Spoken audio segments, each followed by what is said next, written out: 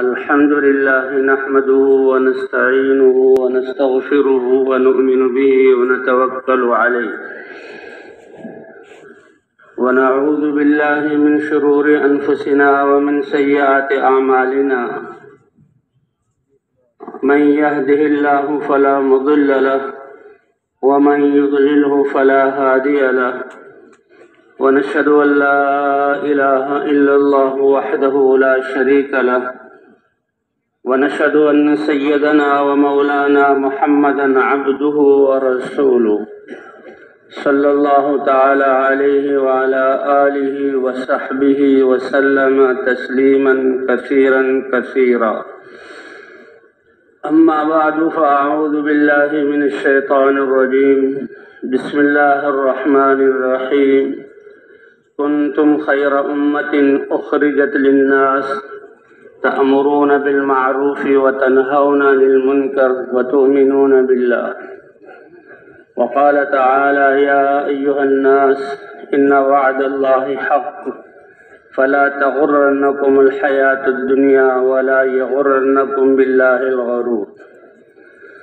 وقال تعالى قل هذه سبيلي أدعو إلى الله على بصيرة أنا ومن اتبعني وسبحان الله وما أنا من المشركين. صدق الله العظيم.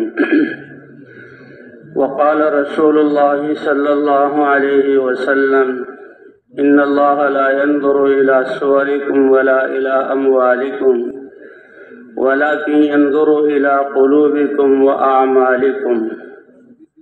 وقال النبي صلى الله عليه وسلم إنكم على بينة من ربكم ما لم تظهر فيكم سكرتان سكرة الجهل وسكرة حب العيش وأنتم تأمرون بالمعروف وتنهون عن المنكر وتجاهدون في سبيل الله فإذا ظهر فيكم حب الدنيا فلا تأمرون بالمعروف ولا تنهون عن المنكر ولا تجاهدون في سبيل الله. القائلون يومئذ بالكتاب والسنة كالسابقين الأولين من المهاجرين والأنصار. وقال النبي صلى الله عليه وسلم ألا فليبلغ الشاهد منكم الغائب او کما قال النبی صلی اللہ علیہ وسلم. میرے محترم دوستوں اور بھائیوں، اللہ نے اس کائنات میں ہمیں اپنے فضل اور احسان سے سب سے عظیم انسان عطا بنایا. وہ مخلوق بنایا جس کو اللہ نے سب سے بڑا مقصد دیا اور سب سے اہم چیز کے لیے پیدا کیا، اور وہ اللہ کی عبادت ہے.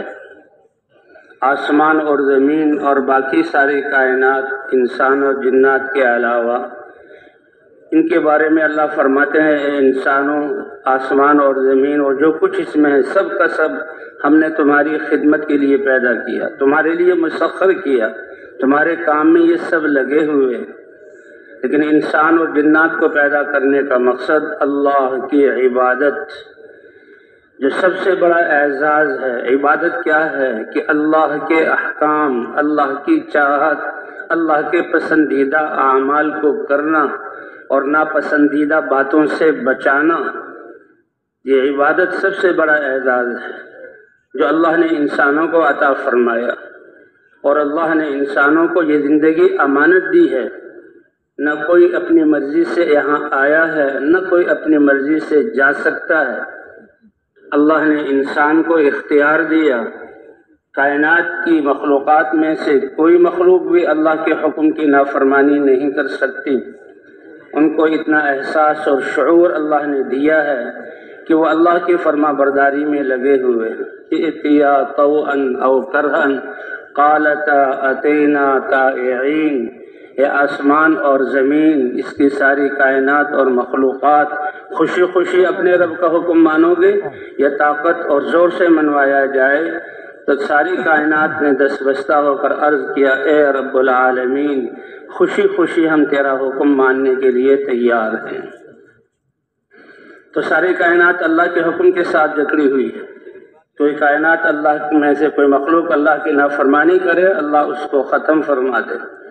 تو اسی طرح اللہ نے انسانوں کو اپنی عبادت کے لیے پیدا کیا۔ عبادت یہ بہت بڑی چیز ہے، اسی لیے کہتے ہیں کہ کامیابی کا سب سے آسان اور مختصر طریقہ اللہ کے احکام پر چل کر زندگی گزارنا ہے۔ یہ زندگی ہی کتنی مختصر دی، یہ آسمان کب سے اللہ کے حکم کے پابند ہیں، اللہ نے ان کو کھڑا کیا ہوا ہے، فرشتے کب سے اللہ کی عبادت میں لگے ہوئے ہیں۔ انسان کی تاریخ تو آدم علیہ السلام سے شروع ہوئی، اور ہر انسان کی زندگی کتنی مختصر ہے۔ اللہ کے رسول صلی اللہ علیہ وسلم نے فرمایا، اعمار امتی ما بین 60 و 70، میری امت کی عمریں تو ہیں ہی 60-70 سال کی۔ وَأَقَلُّهُمْ مَن يَتَجَاوَزْ، کچھ لوگ ایسے ہوں گے جو اس سے بھی تجاوز کر جائیں گے، 80، 70، 90، 100 سال، 120 سال، یہ اللہ عمر دیں گے۔ لیکن کتنی مختصر زندگی ہے، 14-15 سال تو یہ بچپن کے گزر گئے، اور 6-7 گھنٹے انسان کے سونے کے ہیں، پھر انسان اپنی ضروریات میں بھی لگتا ہے۔ کتنی مختصر زندگی ہے لیکن کتنی اہم ہے، اور اللہ نے کتنا بڑا فریضہ دیا کہ کامیابی کا آسان طریقہ اللہ کے اعمال والی، احکام والی زندگی کو اپنانا ہے، اللہ کے حکم کو ماننا۔ وما خلقت الجن والانس الا ليعبدون ما اريد منهم من رزق وما اريد ان يطعمون ان اللہ هو الرزاق ذو القوة المتین۔ انسانوں اور جنات کو صرف اور صرف اللہ فرماتے ہیں اپنی عبادت، جس کی ابتدا اللہ کی معرفت سے ہے، کہ انسان یہ پہچانے کہ اللہ میرے خالق ہیں، اللہ میرے مالک ہیں، وہی عبادت کے لائق ہیں، وہی معبود برحق ہیں، اسی کے ہاتھ میں سب کچھ ہے۔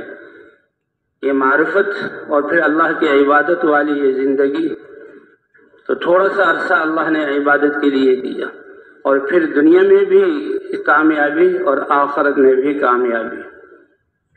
اللہ بھی انسان کو کامیاب کرنا چاہتے ہیں، کامیابی ہی کے لیے پیدا کیا۔ انسان بھی اپنی عقل کی وجہ سے کامیابی چاہتا ہے، لیکن کامیابی ملے گی کس کو؟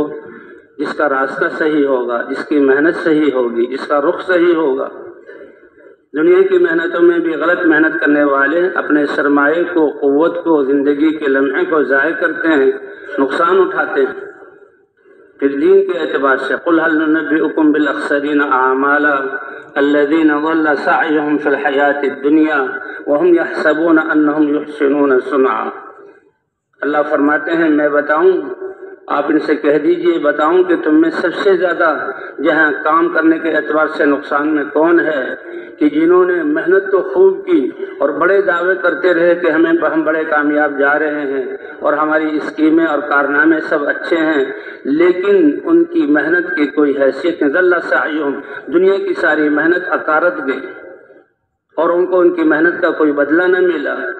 ولا نقیم لهم یوم القیامت وزنا، ان کے اعمال کا کوئی وزن قائم نہیں کریں گے۔ ایمان اور لا الہ الا اللہ، ایک انسان قیامت میں حاضر ہوگا، 99 دفتر اس کے گناہوں کے بھرے ہوئے ہوں گے، اور وہ ان دفتروں کو دیکھے گا اور کہے گا ہائے ناکامی۔ اللہ اپنے فضل کا ارادہ فرمائیں گے اور اس کو ایک پرچہ دیا جائے گا جس میں لا الہ الا اللہ یہ لکھا ہوا ہوگا، یہ کلمے والا ہے اور صحیح یقین والا ہے، کہ اس کو تلوا لو۔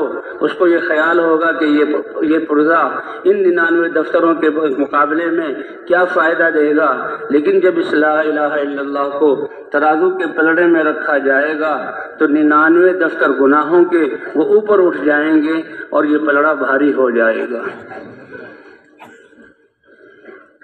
تو اللہ نے یہ مختصر سی زندگی دی ہے، بہت اہم زندگی ہے۔ حضرت مولانا صاحب رحمۃ اللہ علیہ فرماتے تھے کہ دیکھو انسان نماز میں سجدہ کرتا ہے، پہلا سجدہ کرتا ہے اس بات کا استحضار ہو، اللہ فرماتے ہیں اے انسانوں، جس زمین کی طرف تم جھک رہے ہو، اپنے ماتھے کو اللہ کی بارگاہ میں ٹیک رہے ہو، اسی زمین سے ہم نے تمہیں پیدا کیا اور اسی کی طرف تمہیں لوٹا دیں گے، اور دوسرے سجدے میں اسی سے تم کو دوبارہ زندہ کریں گے۔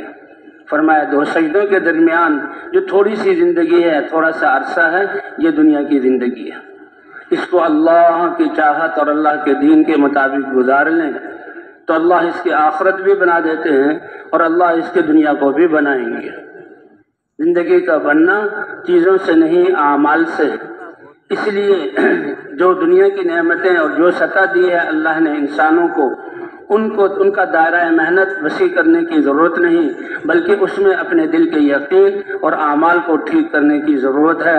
اللہ کے ہاں جھونپڑا اور بادشاہ کا شاہی محل سونے چاندی سے بنا ہوا وہ اللہ کے ہاں برابر ہے۔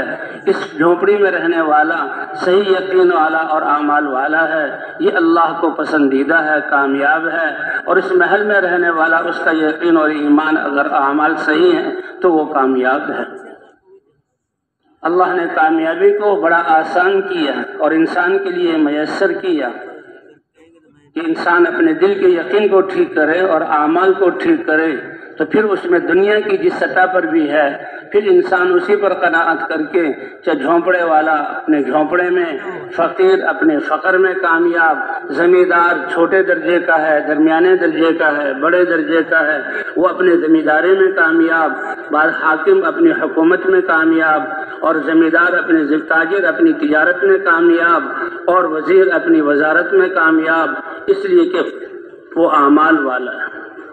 اللہ نے کامیابی کا دار و مدار اعمال پر رکھا۔ ان اللہ لا ينظر الى صورکم، اللہ کو اپنی شکلیں صورتیں نہ دکھاؤ، یہ اللہ نے بنائی ہیں، اس میں تمہارا کوئی اختیار نہیں، اس لیے اللہ تمہاری شکلوں اور صورتوں کو نہیں دیکھتے۔ ولا الى اموالکم، نہ اللہ تمہارے مالوں کو اور اسباب کو دیکھتے ہیں، ولکن ينظر الى قلوبکم، تمہارے دل کو دیکھتے ہیں کہ دل میں یقین کس کا ہے، دل میں محبت کس کی ہے، تأثر کس کا ہے۔ تو سب سے بڑی دولت یقین کی۔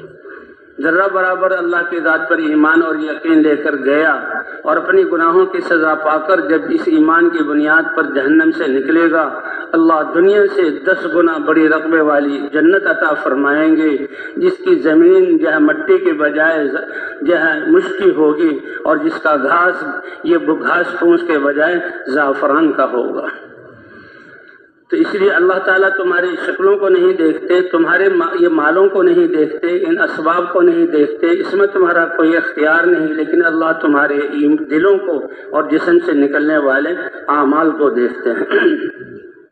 یہ مختصر سی زندگی جو بچپن کے علاوہ اور سونے کے علاوہ تھوڑی سی زندگی ہے، اس زندگی کو ہم اعمال والا بنانے تو یہ انسان کامیاب ہے۔ اسی کے لیے حضرات انبیاء کرام سب سے پہلے لا الہ الا اللہ کی دعوت کو لے کر آتے اور اس کی دعوت کو لے کر قوم میں پھرتے۔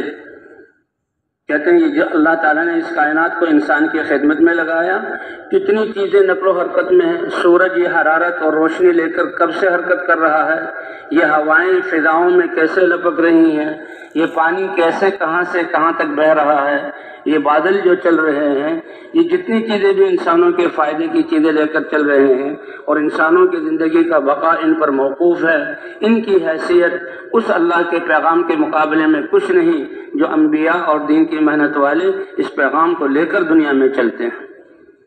یہ اللہ کا پیغام، اللہ کا دین، مبارک زندگی، یہ وہ مبارک زندگی ہے کہ جس پر اس کائنات کی بقا بھی ہے اور انسان کی آخرت کا بننا بھی ہے۔ تو ایک اللہ کہنے والا بھی دنیا میں باقی رہے گا، اللہ قیامت کو قائم نہیں فرمائیں گے۔ سور والے فرشتے نے سور کو منہ میں لیا ہوا اور اپنے کان کو اللہ کے امر کی طرف لگایا ہوا، کب اللہ کا حکم ہو۔ اس لیے حضور نے فرمایا میں دنیا کی زندگی میں کو خوشگوار بنانے کی کیسے کوشش کروں اور یہاں مزے والی زندگی گزارنے کی کیسے محنت کروں، جبکہ میرے سامنے ہے کہ سور والے فرشتے نے سور کو منہ میں لیا ہوا ہے، اللہ کے حکم کی طرف جہاں اس کے کان لگے ہوئے ہیں۔ جب ایک اللہ کہنے والا یہ ختم ہو جائے گا پھر اللہ دنیا کی بساط کو لپیٹ دیں گے، اس کو حکم فرمائیں گے اور سور کے پھونکنے سے ساری دنیا کو ختم کر دیں گے، اور دوبارہ سور پھونکنے سے پھر انسانوں کو زندہ کیا جائے گا۔ یہ اللہ کا امر ہے۔ اس لیے اللہ نے حضرات انبیاء کرام کو بھیجا۔ انبیاء کرام اللہ کے پیغام کو لے کر انسانوں کی طرف اترتے تھے اور اپنے قوموں کی طرف آتے تھے۔ یہ سارے انسان چیزوں کے بنانے کی محنت کر رہے ہیں اور چیزوں کے بننے میں کامیابی نہیں جب تک کہ ان کو استعمال کرنے والا انسان صحیح نہ ہو۔ اور انسانوں کے بننے کی محنت یہ چیز زراعت سے اور جہاں وزارت اور حکومت اور تجارت سے نہیں، انسانوں کے بننے کی جو محنت ہے وہ دعوت والی ہے۔ حضرات انبیاء کرام اپنی اپنی قوموں کے ہمدرد اور خیر خواہ بن کر اللہ کا یہ پیغام لے کر اترتے تھے، تو اس پیغام کو لے کر چلنا یہ سب سے بڑی عظیم نقل و حرکت ہے اس کائنات کی، اسی پر ساری کائنات کی بقا ہے۔ جسے مادی اعتبار سے لوگ سمجھتے ہیں سورج نکل رہا ہے، ہوائیں چل رہی ہیں، پانی بہ رہا ہے، دنیا کا نظام چل رہا ہے، لیکن حقیقت میں جب تک اللہ کا دین ہے اور دین کی حرکت کو لے کر چلنے والے ان کی حرکت موجود ہے، اس پر دنیا کی بھی بقا ہے اور آخرت کی بھی کامیابی ہے۔ اللہ پہلے اس ایمان اور اعمال پر انسان کی آخرت کو بناتے ہیں اور اسی کا پرتو اور اثر دنیا میں بھی اللہ اطمینان اور عزت اور پاکیزہ اطمینان والی زندگی عطا فرماتے ہیں۔ کامیابی کا تعلق اسباب اور اموال اور شکلوں سے نہیں ہے، کامیابی کا تعلق دل کے اطمینان سے ہے، اور کامیابی کا تعلق اعمال کے درست ہونے اور اللہ کے راضی ہو جانے سے ہے۔ حضور صلی اللہ علیہ وسلم جب اس دعوت کو لے کر آئے، فرمایا لا الہ الا اللہ کہہ دو، کامیاب ہو جاؤ گے۔ عربی کا لفظ ہے فلاح تفلحو۔ مؤذن بھی کہتا ہے آؤ نماز کی طرف، حی علی الصلاح حی علی الفلاح، کامیابی کی طرف آ جاؤ۔ تو علماء نے لکھا ہے فلاح کامیابی یہ اتنا اونچا اور اتنا گہرا اور اتنا جامع لفظ ہے کہ دنیا اور آخرت کی ساری خیریں اس میں چھپی ہوئی ہیں۔ اب اللہ کے رسول عربوں کو کہہ رہے ہیں کہ لا الہ الا اللہ کہہ دو تو فلاح پا جاؤ گے، کامیاب ہو جاؤ گے۔ حضرت بلال رضی اللہ تعالیٰ عنہ نے اس کلمے کو پڑھا اور کلمے کو پڑھ کر اس کی دعوت شروع کی۔ حضرت خباب رضی اللہ تعالیٰ عنہ نے اس کلمے کو پڑھا، کلمے کی دعوت شروع کی۔ حضرت ابوبکر صدیق اس کلمے کو پڑھنے کے بعد کلمے کی دعوت دے رہے ہیں، لیکن ان کلمے کی دعوت پر حضرت بلال پر جو مصیبتوں کے پہاڑ ٹوٹے، مشقتوں کے جو ہے پہاڑ ٹوٹے، اس پر حضرت بلال رضی اللہ تعالیٰ عنہ کو ذرہ برابر تردد اور شک نہیں ہے۔ یہ آ کر شکایت نہیں کی کہ اے اللہ کے رسول آپ نے تو کامیابی کا وعدہ کیا تھا اور یہ ہمیں یاد دلایا تھا اور ہمیں تکلیفیں ہو رہی ہیں، بلکہ بلال کو یہ یقین ہے کہ میں کامیاب ہوں۔ کیوں؟ اس لیے کہ یہ سب کچھ جو تکلیفیں پیش آ رہی ہیں یہ اللہ کے امر کی وجہ سے، اللہ کے امر کے لیے ہماری جان کا لگنا، ہمارے مال کا لگنا، ہمارے جذبات کا قربان ہونا، یہ ہے کامیابی۔ جی اسی لیے لا الہ الا اللہ جو کلمہ ہے یہ کلمہ یقین ہے، کلمہ معرفت ہے، کلمہ تقوی ہے۔ اس کی سب سے پہلا اس کا مطالبہ تقاضا کہ ہمارے جذبات بدل جائیں، ہم اپنے آپ کو اللہ کا بندہ سمجھ کر اللہ پر جان دینا آ جائے۔ اے اللہ یہ جان اور مال اور یہ صلاحیتیں یہ سب کچھ تیرا دیا ہوا، تیرے ہی دین کے لیے لگ جائے، اور آپ تو دنیا میں بھی اس کا اجر اطمینان اور عزت کی صورت میں دیں گے اور آخرت میں بھی اس کا اجر بڑھا چڑھا کر دیں گے۔ تو اللہ کے دین کے لیے جان اور مال کا لگ جانا یہ کامیابی ہے۔ اس کے لیے اللہ تعالیٰ نے 1,24,000 انبیاء بھیجے انسانوں کو ان اعمال اور زندگی پر ڈالنے کے لیے جس میں دنیا کی بقا ہو اور دنیا امن کا گہوارہ بنے، اللہ کی رحمتیں اتریں، اس کے لیے انبیاء کی محنت ہے۔ اس لیے جن لوگوں نے بھی، جن قوموں نے بھی، چاہے وہ بادشاہ ہوں اور چاہے عوام ہوں، چاہے تاجر ہوں اور چاہے وہ صنعت والے ہوں، انبیاء کی بات کی تصدیق کی، لا الہ الا اللہ کا اقرار کیا اور اپنی زندگیوں کو اللہ کے احکام کے مطابق جہاں ڈھالا، تو وہی لوگ کامیاب ہوئے۔ زمین کا وارث بھی اللہ نے ان کو بنایا، نسلیں بھی ان کی چلی، اور اللہ تعالیٰ نے ان کے وجود میں آنے پر باطل کو ختم کیا۔ فرعون کی فرعونیت کو توڑا، حق کے وجود کے آنے پر نمرود کی نمرودیت کو اللہ نے ہلاک کیا۔ ابراہیم علیہ السلام کی دعوت جو تھی اس کے حق پہ موجود ہونے پر، نوح علیہ السلام کی قوم کی کثرت کے بت کو توڑا نوح علیہ السلام کی دعوت پر۔ تو دعوت ہے، دعوت کے شروع ہونے سے فیصلہ ہوتا ہے۔ سب سے آخر میں سارے نبیوں کے سردار حضرت محمد صلی اللہ علیہ وسلم اسی پیغام کو لے کر آئے، لیکن آپ کی اور پہلے انبیاء کی بعثت میں فرق کہ ہر نبی ایک علاقے اور ایک محدود جہاں وہ قوم کی طرف اور زمانے کے لیے بھیجے گئے، اور حضرت محمد صلی اللہ علیہ وسلم کو سارے انسانوں کے لیے رسول اور نبی اور رحمت للعالمین بنا کر بھیجا۔ تبارک الذی نزل الفرقان علی عبدہ لیکون للعالمین نذیرا، بابرکت ہے وہ ذات جس نے حق کو بیان کرنے والی، فرق کرنے والی کتاب اپنے بندے پر اتاری تاکہ سارے عالموں کو وہ اللہ کے عذاب سے ڈرانے والا ہو۔ وما ارسلناک الا کافۃ للناس بشیرا ونذیرا، اے نبی ہم نے آپ کو سارے عالموں کے لیے، سارے انسانوں کے لیے بشارت دینے والا بنا کر کہ ایمان اور اعمال والوں کو کامیابی اور اللہ کی رضا اور جنت کے درجات اور دنیا کے سارے امور کا حل ہونا یہ بشارت دینے والا بنا کر اور نافرمانی کی صورت میں دنیا اور آخرت کی ناکامی سے اللہ کے عذاب سے ڈرانے والا بنا کر بھیجا۔ وما ارسلناک الا رحمت للعالمین، سارے عالموں کے لیے رحمت بن کر آئے، اور آپ صلی اللہ علیہ وسلم نے اس دعوت کو شروع کیا، اور آپ صلی اللہ علیہ وسلم کی بعثت پر نبوت کو اللہ نے مہر لگا دی۔ آپ خاتم النبیین ہیں، آپ کے بعد کوئی نبی نہیں آئے گا، اس لیے فرمایا انا خاتم النبیین لا نبی بعدی، میں خاتم النبیین ہوں، میرے بعد کوئی نبی نہیں۔ وانتم آخر الامم ولا امت بعدکم، تم آخری امت ہو اور تمہارے بعد کوئی امت نہیں۔ اور فرمایا انا حظکم من النبیین، اے میری امت فخر اور ناز کرو اپنے نصیبے پر کہ اللہ کے ہاں نسبت ایک اللہ کی کہ اللہ کے بندے، اور اس کے بعد جو بڑائی کی نسبت ہوگی وہ نبیوں کی، کون ابراہیم علیہ السلام کی اتباع کرنے والا ہے، کون موسیٰ علیہ السلام کی اتباع کرنے والا ہے، کون عیسیٰ علیہ السلام کا امتی ہے، کون داؤد علیہ السلام پر ایمان لانے والا ہے، ان کی نسبتیں ان کے ساتھ اسی کے مطابق مرتبہ، اور فخر کرو کہ تمہاری نسبت حضرت محمد صلی اللہ علیہ وسلم کی طرف ہے۔ کہ یہ کون ہے؟ یہ حضرت محمد صلی اللہ علیہ وسلم کی امت ہے۔ اللہ کو یہ امت پسند اور محبوب ہے۔ اس امت کے تذکرے پہلی کتابوں میں بھی کیے اور اس امت کا تذکرہ قرآن پاک میں بھی۔ کنتم خیر امت، تم بہترین امت ہو، یہ اللہ نے تشکیل کی اور اللہ نے اس کو پسند کیا اور اللہ نے اس کو دنیا میں بھیجا، اس لیے کہ تم اے امت محمدیہ سارے انسانوں کے لیے نکالے گئے۔ فرمایا تمہارا نصیبہ میں ہوں، تمہاری نسبت میری حضرت محمد صلی اللہ علیہ وسلم کی طرف ہے، یہ کتنا بڑا اعزاز ہے۔ اور میرے لیے بھی نصیبہ ہے کہ جو بہترین امت تھی نبیوں کے کام والی وہ اللہ نے مجھے عطا فرمائی۔ تم بہترین امت ہو، سارے انسانوں کی نفع رسانی کے لیے نکالے گئے، اس لیے یہ دعوت والا کام اس امت کو پہلے دن سے ملا۔ جیسے لا الہ الا اللہ یہ ایک وعدہ ہے اللہ سے، اللہ نے یہ نماز عطا فرمائی کا نماز کتنا بڑا عمل ہے۔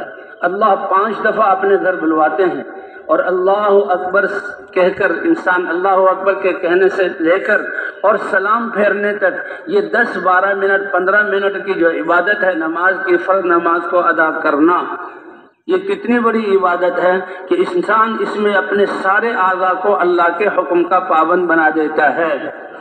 کا 10 12 منٹ کی عبادت کہ اللہ اکبر کہنے سے لے کر سلام پھیرنے تک اپنے اعضاء اور دل اور دماغ کو اللہ کے حکم کا پابند بنا دینا، اس کا نام نماز ہے۔ اور لا الہ الا اللہ محمد الرسول اللہ، اس میں ہم نے اللہ سے ایک عہد کیا، اللہ سے وعدہ کیا، اور اتنا پیارا یہ وعدہ ہے۔ اللہ فرماتے ہیں اے ایمان والے، تو نے تو اس کلمے کو پڑھ کے اپنی جان اور مال کو مجھے بیچ دیا اور میں نے تیری جان اور مال کو جنت اور اپنی رضا کے بدلے میں خرید لیا۔ کتنا بڑا یہ وعدہ ہے۔ محمد الرسول اللہ، محمد صلی اللہ علیہ وسلم اللہ کے رسول ہیں۔ جب وہ خاتم النبیین ہیں تو ان کی ختم نبوت کی وجہ سے اللہ نے ہمیں نبیوں والا کام، یہ دعوت والا کام عطا فرمایا۔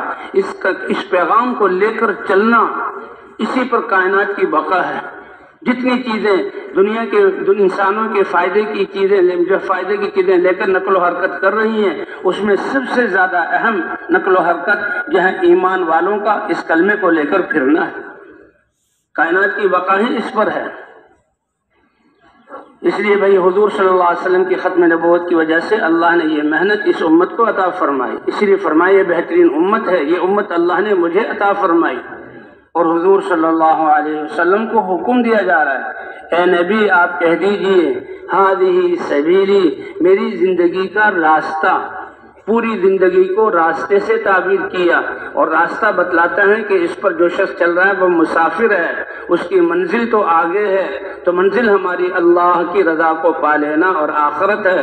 تو اللہ اپنے نبی کو حکم دے رہے ہیں کہ آپ کی زندگی ایک راستہ ہے، اور کام اس میں کیا کرنا ہے، ادعو الی اللہ، اللہ کی طرف بلاتا ہوں بصیرت کے ساتھ، اللہ کی پہچان کرواتا ہوں، اللہ کی ذات پر ایمان، اللہ کی ذات پر یقین، اور اللہ کے احکام کو ماننا، دین پر چلنا، اس کی دعوت دیتا ہوں۔ اور جنت، یہ سب دعوتیں، سب چیزیں دعوت اللہ میں ہیں بصیرت کے ساتھ۔ یہ میری زندگی کا مقصد اور راستہ ہے، اور جس نے بھی لا الہ الا اللہ محمد الرسول اللہ کہہ دیا، اس کی بھی زندگی کا راستہ ہے۔ کتنا بڑا اعزاز ہے، اور کس جگہ، کس صورت کے ساتھ اللہ نے یہ اعزاز ہمیں دیا۔ اس لیے بھائی یہ امت جو ہے تبلیغ والا کام، یہ کوئی جو ہے جماعت نہیں ہے، یہ کوئی پارٹی نہیں ہے، یہ تو ہر مسلمان کا کام ہے۔ ہم سب اس محنت والے ہیں، اور یہاں آنا، بیٹھنا، اور یہ صبح سے شام تک اعمال میں شریک ہونا، سننا اسی لیے ہے کہ ہمیں اپنی زندگی کا مقصد پتہ لگ جائے، اور ہم دل سے نیت کر لیں، اے اللہ ہم تو تیری طرف بلانے والے، تیرے دین کی طرف بلانے والے، اور تیرے نبی کی سنت اور زندگی کی طرف، کام کی طرف بلانے والے۔ اس لیے چاہے گھروں کو واپس جا رہے ہیں تو ہم سب اسی کام والے ہیں، اور جو اللہ کے راستے میں نکل رہے ہیں وہ تو بہت خوش نصیب ہیں، وہ بھی اس پیغام کو لے کر جا رہے ہیں۔ تو بھائی سب اس کے لیے تیار ہیں نا انشاءاللہ؟ ہاں، اللہ کی طرف سے، اللہ کا معاملہ نیتوں سے شروع ہوتا ہے۔ لوگوں کو کہو کہ میں نے یہ نیت کی ہے، کوئی اعتبار نہیں، وہ تو اچھی طرح کام لے کر، خون نچوڑ کر، پسینہ بہا کر، تھکا کر، پھر اپنی حیثیت کے مطابق اجر دے دیتے ہیں، اور اللہ کے ہاں معاملہ نیتوں کے بدلنے سے شروع ہو جاتا ہے۔ اے اللہ ہم تیرے نبی کی امت میں ہیں، اے اللہ ہم نے نیت کی کہ ابقیہ زندگی کا ہر سانس تیرے دین کو زندہ کرنے میں، اور تیری نبی کی محنت کو کرتے ہوئے امت اور انسانیت کو اس پر لانے میں، اے اللہ یہ ہماری زندگی کا مقصد ہے۔ ہم نے یہ نیت کی تو اللہ کے ہاں ہماری حیثیت بدل جائے گی، پھر اللہ کی نظر ہماری طرف اسی حیثیت سے ہوگی، اسی کے مطابق اللہ تعالیٰ تربیت فرمائیں گے۔ ذمہ داری اللہ نے دی ہے کہ تم ساری انسانیت کے لیے نکالے گئے ہو، اور جتنی بڑی ذمہ داری کا احساس ہوگا، قدم اٹھائیں گے، اللہ کی مدد ہوگی، کام اللہ کی مدد سے چلے گا، اور اللہ کی مدد کے اترنے والے اعمال وہ حضور صلی اللہ علیہ وسلم والی نیت اور اعمال ہیں۔ اس لیے جو گھروں کو جا رہے ہیں وہ بھی، اے اللہ پچھلی زندگی جو خواہشات کے پورا کرنے میں گزری، اور دنیا جس کو آپ نے فنا کرنے کے لیے بنایا اس کو بنانے میں گزری، زندگی کے لمحات ضائع ہوئے، اے اللہ اس کو معاف فرما دے، اور آئندے کی زندگی کا ہر سانس اور ہر لمحہ اے اللہ نبی کی محنت کو زندگی کا مقصد بنا کر کرنے کی توفیق عطا فرما دے۔ سب یہ نیت کریں بھائی، ہم سب اسی کام والے۔ اللہ نے اس امت کے مردوں کو بھی یہ ذمہ داری عطا فرمائی، اور عورتوں کو بھی عطا فرمائی۔ حضور صلی اللہ علیہ وسلم دعوت دے رہے ہیں تو جو بھی عربوں میں سے مرد ہو یا عورت جو اس کلمے کو قبول کرتا ہے فوراً اس کلمے کی دعوت شروع کر دیتا ہے۔ حضرت ام شریف رضی اللہ تعالیٰ عنہ یہ تو ایک دیہات سے آئیں، حضور صلی اللہ علیہ وسلم کے پاس آپ سے ملاقات ہوئی، آپ کی بات کو سنا، اللہ نے سعادت جو ہے لکھی تھی، فوراً کلمہ پڑھا، اور کلمہ پڑھتے ہی، حالانکہ دیہات کی عورت ہے اور مکے کا ماحول کہ جو ہے مسلمانوں پر جو ہے مصیبتوں کے پہاڑ توڑ رہے ہیں، اور مکے کے سردار ان کو تکلیفیں پہنچا رہے ہیں، لیکن لا الہ الا اللہ ایسے سکھ کے دل سے پڑھتے تھے کہ دنیا کا تعصب بالکل ختم ہو جاتا تھا، اور دنیا کے جو جسم پر پیش آنے والے حالات اس کا تأثر ختم ہو جاتا، اور انسانیت کی ہمدردی آتی۔ یہ عورت اب جو ہے وہاں انہیں سرداروں کے گھروں میں جا کر ان کی عورتوں اور بچوں کو دعوت دے رہی کہ دیکھو لا الہ الا اللہ پڑھ لو، کامیاب ہو جاؤ گے۔ اب ان کو پتہ لگا، بڑے غصے میں آئے اور کہا کہ یہ باہر کی اجنبی عورت ہے، اس لیے مہمان ہونے کی وجہ سے ہم اس کو جو کچھ کرنا چاہتے ہیں نہیں کرتے۔ البتہ اب یہ یہاں رہ نہیں سکتی، نوجوانوں کی جماعت کو تیار کیا کہ اس کو باندھو اور اس کے ہودج میں ڈال کر اس کے وطن پہنچا دو، اور کوئی اس کے کھانے پینے کا خیال کرنے کی ضرورت نہیں۔ فرماتے ہیں ایسا ہی معاملہ کیا، سفر میں لے کر چلتے رہے۔ جب سورج آگ برساتا تو پھر یہ لوگ اپنی غاروں میں سائے میں چلے جاتے، کھاتے پیتے، مجھے پتھروں پہ ڈال دیتے۔ ایک آخری ایسا وقت آ گیا کہ دنیا میرے سامنے اندھیرے والی ہو گئی، جی ہاں، اور بھوک کی آخری کیفیت کا اسی وقت آسمان سے ایک ڈول آیا اور میرے سینے پر ٹکا اور جھکا۔ میں نے وہ پانی پیا، کہتے ایسا زبردست پانی تھا کہ ایسا پانی کہیں کبھی پیا ہی نہیں میں نے۔ اس پانی کے پینے سے میری پیاس بھی دور ہو گئی، میری بھوک بھی دور ہو گئی، چہرے کی جھریاں بھی ختم ہو گئی، اور کمزوری اور آنکھوں میں بینائی میں کمی آئی تھی وہ پوری ہو گئی۔ حتیٰ کہ جب وہ اٹھانے آئے تو میرے چہرے کو دیکھ کر حیران ہو گئے کہ تمہارے چہرے پر یہ رونق، کہیں سے تم نے چوری کر کے تو نہیں کھا پی لیا؟ کہا میرے ہاتھ بندھے ہوئے ہیں۔ کہا پھر یہ کیا ہوا؟ پھر قصہ بتایا کہ رب العالمین نے مجھے ایسا پانی پلایا۔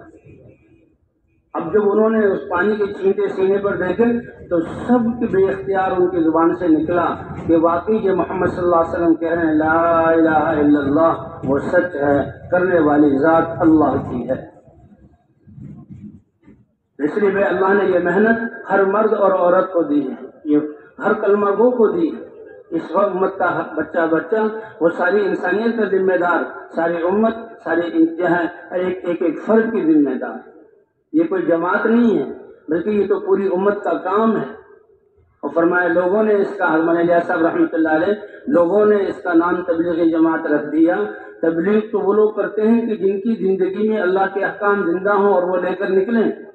یہ تو اگر میں اس کا کوئی نام رکھوں ایمان کی تحریک ہے، کہ وہ ایمان جو خواہشات اور رسم و رواج کی راکھ میں دب گیا اور مسلمان دین سے غافل ہو گیا، اس کی نقل و حرکت کے ذریعے اس راہ کو ہٹا کر اور اس میں ایمان کی پھونک مار کر اس کو شعلے والا بنانا، تاکہ انسان کے لیے اللہ کے احکام کو ماننا آسان ہو جائے۔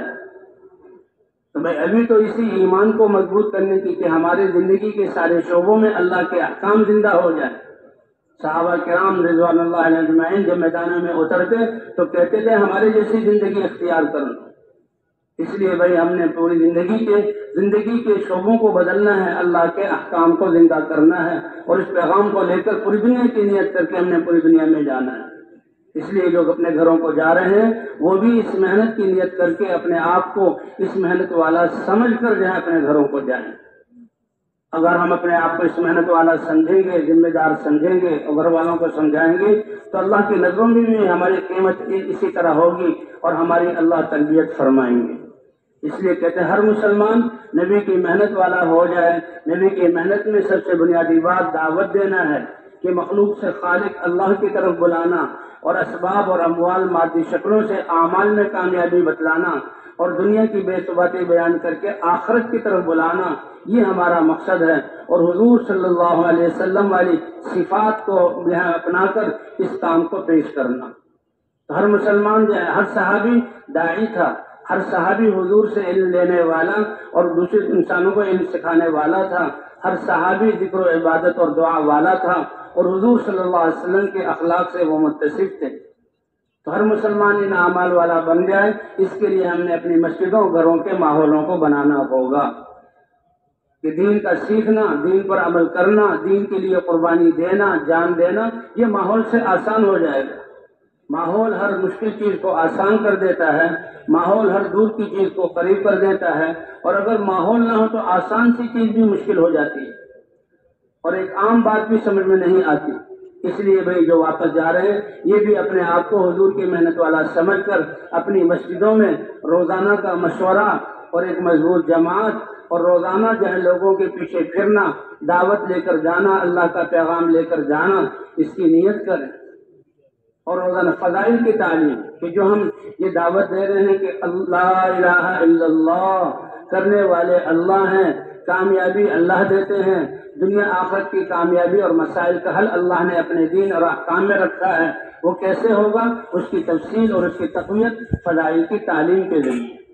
یہ فضائل کی تعلیم ایسا طاقتور امر ہے کہ اللہ کے قرآن میں وہ آیات جس میں اللہ نے دنیا آخرت کو بنانے کا، مسائل کے حل کرنے کا، اعمال پہ وعدہ کیا ہے، ان آیات کو پڑھنا، سننا، اور احادیث حضور صلی اللہ علیہ وسلم کی فضائل کی تعلیم کے جو وعدے ہیں ان احادیث کو سننا. یہ تعلیم کا حلقہ سیکھنا سکھانا بہت اہم. اللہ فرما رہے اپنے نبی کو حکم دے رہے ہیں کہ آپ ان صحابہ کے ساتھ بیٹھیے، بس النفس مع الذین یدعون ربہم، ان صحابہ کے ساتھ آپ بیٹھیے حالانکہ آپ تو ان کے سردار ہیں. اور ایک دفعہ حضور صلی اللہ علیہ وسلم مسجد نبوی میں تشریف لائے، 2 حلقے دیکھے، ایک حلقہ اللہ کا ذکر کر رہا تھا، دوسرا حلقہ سیکھنے سکھانے میں تھا. آپ دونوں حلقوں کو دیکھ کر خوش ہوئے اور فرمایا کلاکما علی خیر، تم دونوں خیر پر ہو. ولکننی بعثت معلما، مجھے معلم بنا کر بھیجا گیا. علم کا جو حلقہ تھا حضور صلی اللہ علیہ وسلم اس میں بیٹھ گئے.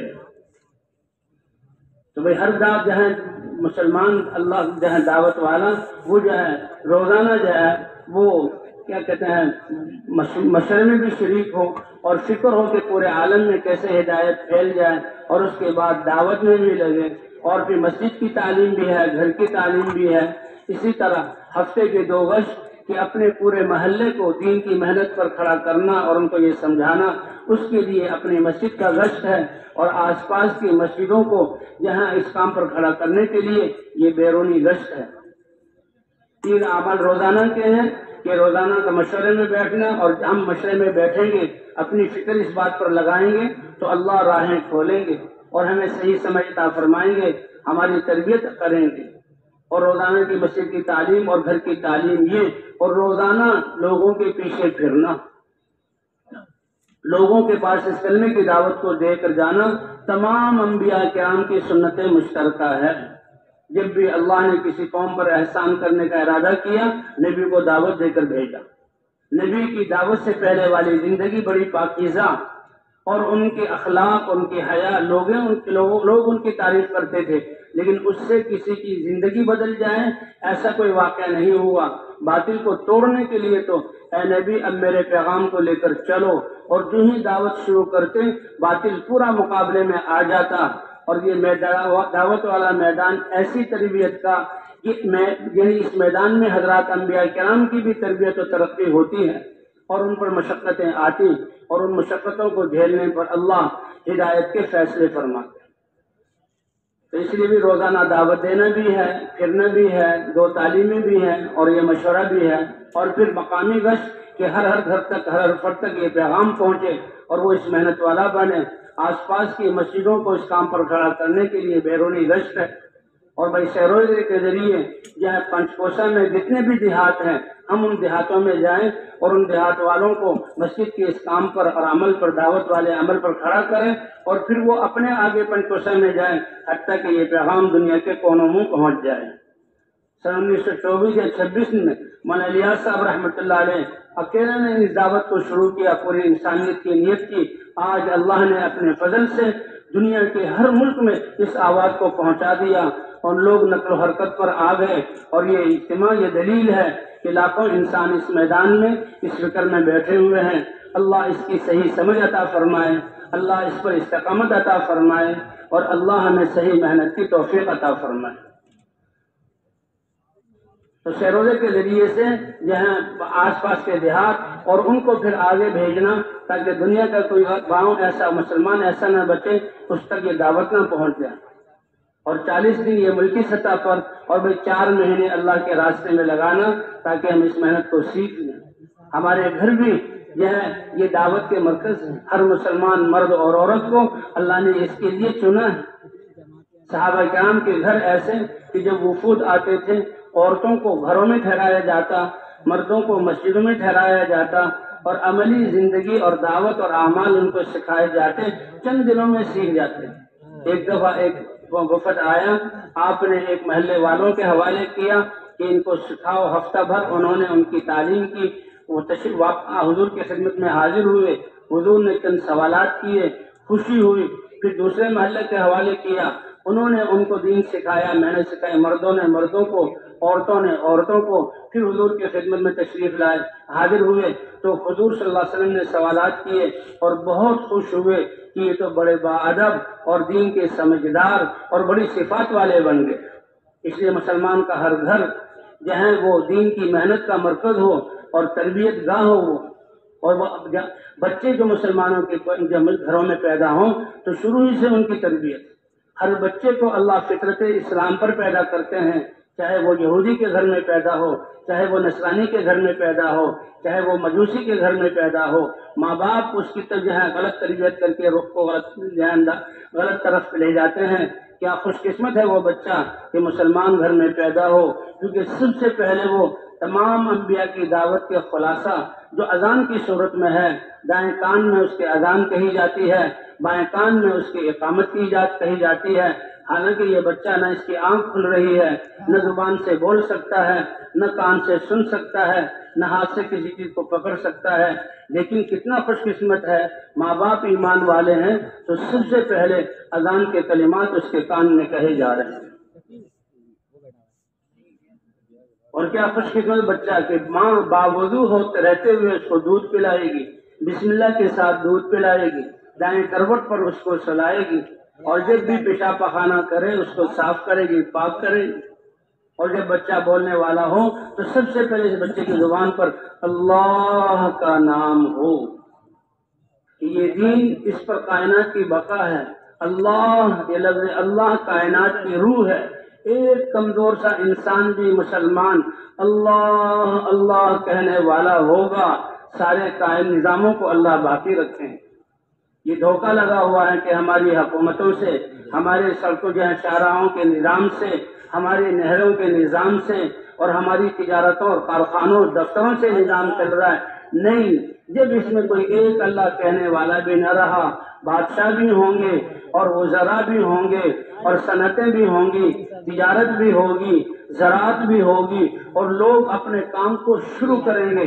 جسے 9-10 بجے کام کو شروع کیا، اللہ کی طرف سے اس کائنات کو ختم کرنے کا فیصلہ ہو جائے گا، کیونکہ اللہ کہنے والا جس کی وجہ سے یہ نظام قائم تھا، اس کی روح نکل گئی، اللہ کائنات کو بھی ختم فرما دیں گے۔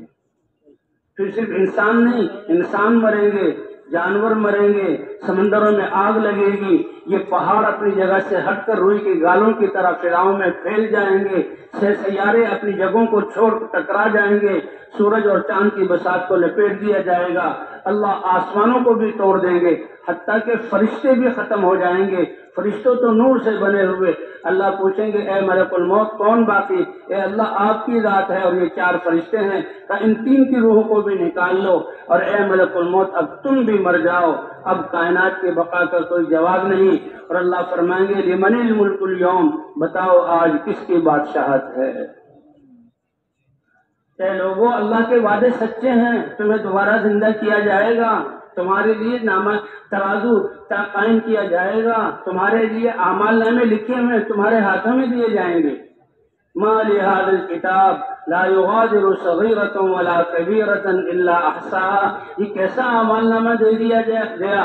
میرے تو ایک ایک آنکھ، اور آنکھ کا دیکھنا، زبان کا بول، کان کا سننا، ہاتھ کی حرکت، پاؤں کے قدموں کا اٹھنا، سارے اس میں لکھے ہوئے ہیں۔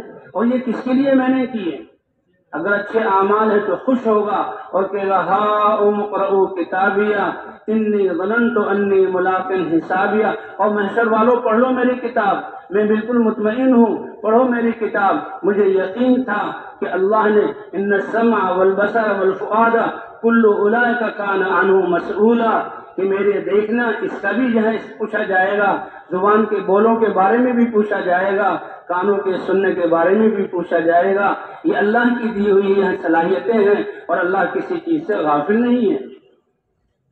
تم چند پیسوں کے سکے دے کر جس کو دیتے ہو ایک ایک پائی کا حساب لیتے ہو، اور تم اس کی طرح انسان ہو۔ جس اللہ نے تمہیں یہ جسم دیا، آنکھوں میں دیکھنے کا نور دیا، زبان میں بولنے کی طاقت دی، کانوں میں سننے کی طاقت دی، دماغ سے سوچنے اور یہ اسکیمیں بنانے اور دنیا کو مسخر کرنے کا صلاحیت دی، اور چلنے پھرنے کی، اور سب سے خوبصورت جسم دیا، کائنات کا بادشاہ بنایا، کائنات کو مسخر کیا، وہ بھی تمہاری پوری زندگی اور جوانی کے ایک ایک پل کے بارے میں سوال کرے گا۔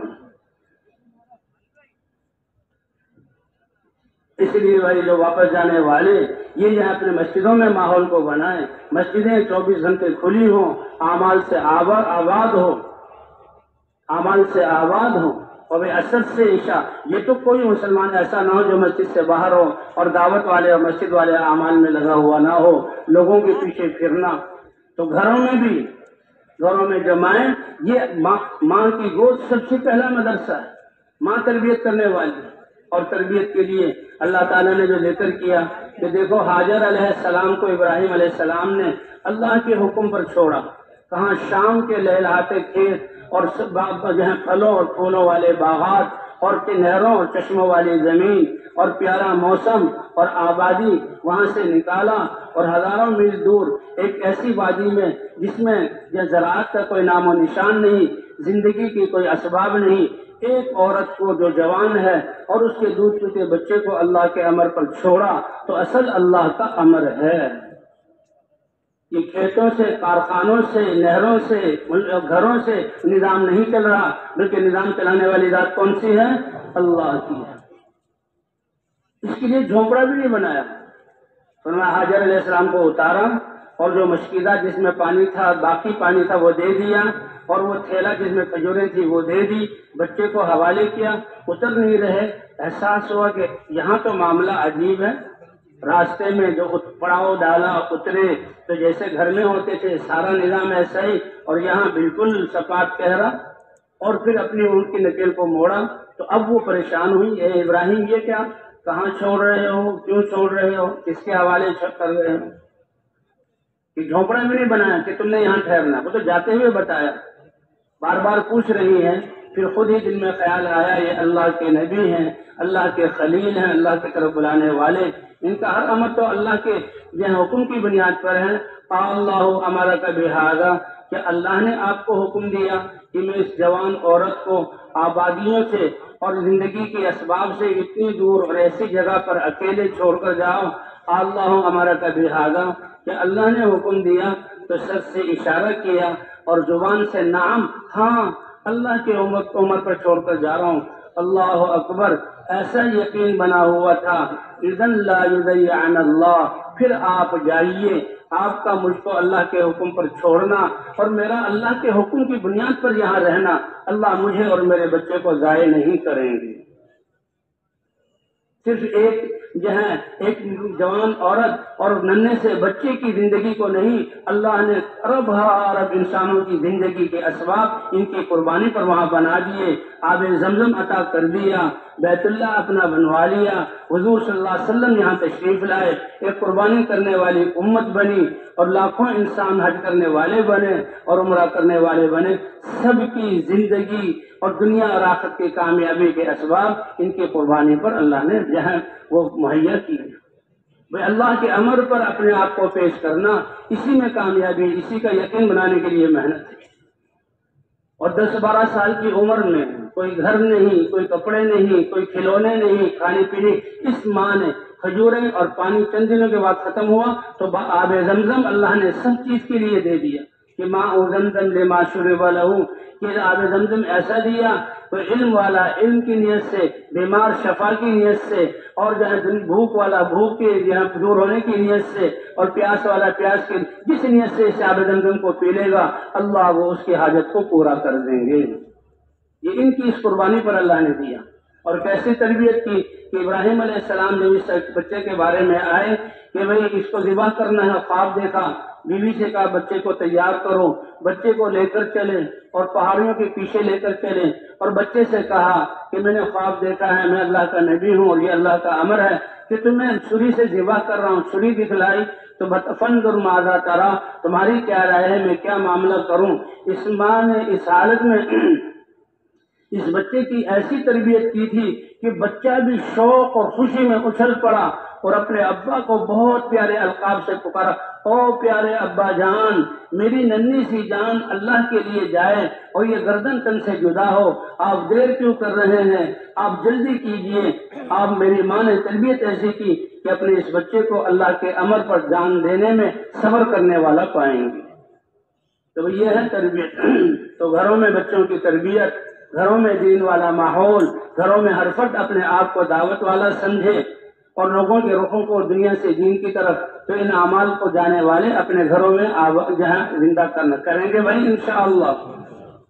اور بھائی جو اللہ کے راستے میں جا رہے ہیں یہ تو بہت ہی بڑی نعمت ہے، اللہ کے راستے میں نکلنا کہ تمام انبیاء نقل و حرکت کو لے کر چلے، اور حضور صلی اللہ علیہ وسلم کہ جب سے نبوت ملی اس وقت سے لے کر حضور صلی اللہ علیہ وسلم دنیا سے پردہ فرما جانے تک اسی دعوت میں آخری کلمات جو آپ کے تھے الصلاۃ وما ملکت ایمانکم، کہ اللہ کے جو حقوق عبادات میں سب سے اہم نماز، اس کا اہتمام کرنا، اور حقوق العباد میں سے سب سے نازک مالک اور اس کا غلام، مالک اور اس کا غلام، اس سے نچلا کوئی درجہ نہیں ہے دو انسانوں میں، میاں بیوی برابر کے ہیں، ماں باپ یا برابر کے ہیں، آزاد ہیں، لیکن ایک آقا ہے ایک غلام، تو ان غلاموں کا خیال کرنا۔ اور حضور صلی اللہ علیہ وسلم نے صحابہ کو صفوں میں دیکھا اور اپنی امت کو تو خوش ہوئے، پر آخری نظر تھی جو حضور صلی اللہ علیہ وسلم نے اپنی امت کو دیکھا۔ تو بھائی حضور صلی اللہ علیہ وسلم کی ختم نبوت کی وجہ سے یہ کام اس امت کو ملا، ہر صحابی محنت کرنے والا تھا۔ اللہ کے راستے میں نکلنا یہ سب سے عظیم نعمت ہے جو اللہ نے عطا فرمائی۔ حضور جب مہاجرین نے ہجرت کی اور حضور صلی اللہ علیہ انصار مدینہ نے نصرت کی اور حضور صلی اللہ علیہ وسلم تشریف لائے تو صحابہ کو 100 سفر حضور صلی اللہ علیہ وسلم نے کروائے۔ مکہ مکرمہ میں انفرادی دعوت تھی، انفرادی قربانی تھی، انفرادی لوگ ایمان میں آ رہے تھے اور یہی قربانیاں بنیاد بنی، اور مدینہ منورہ میں اجتماعی طور پر یہ نقل و حرکت شروع ہوئی۔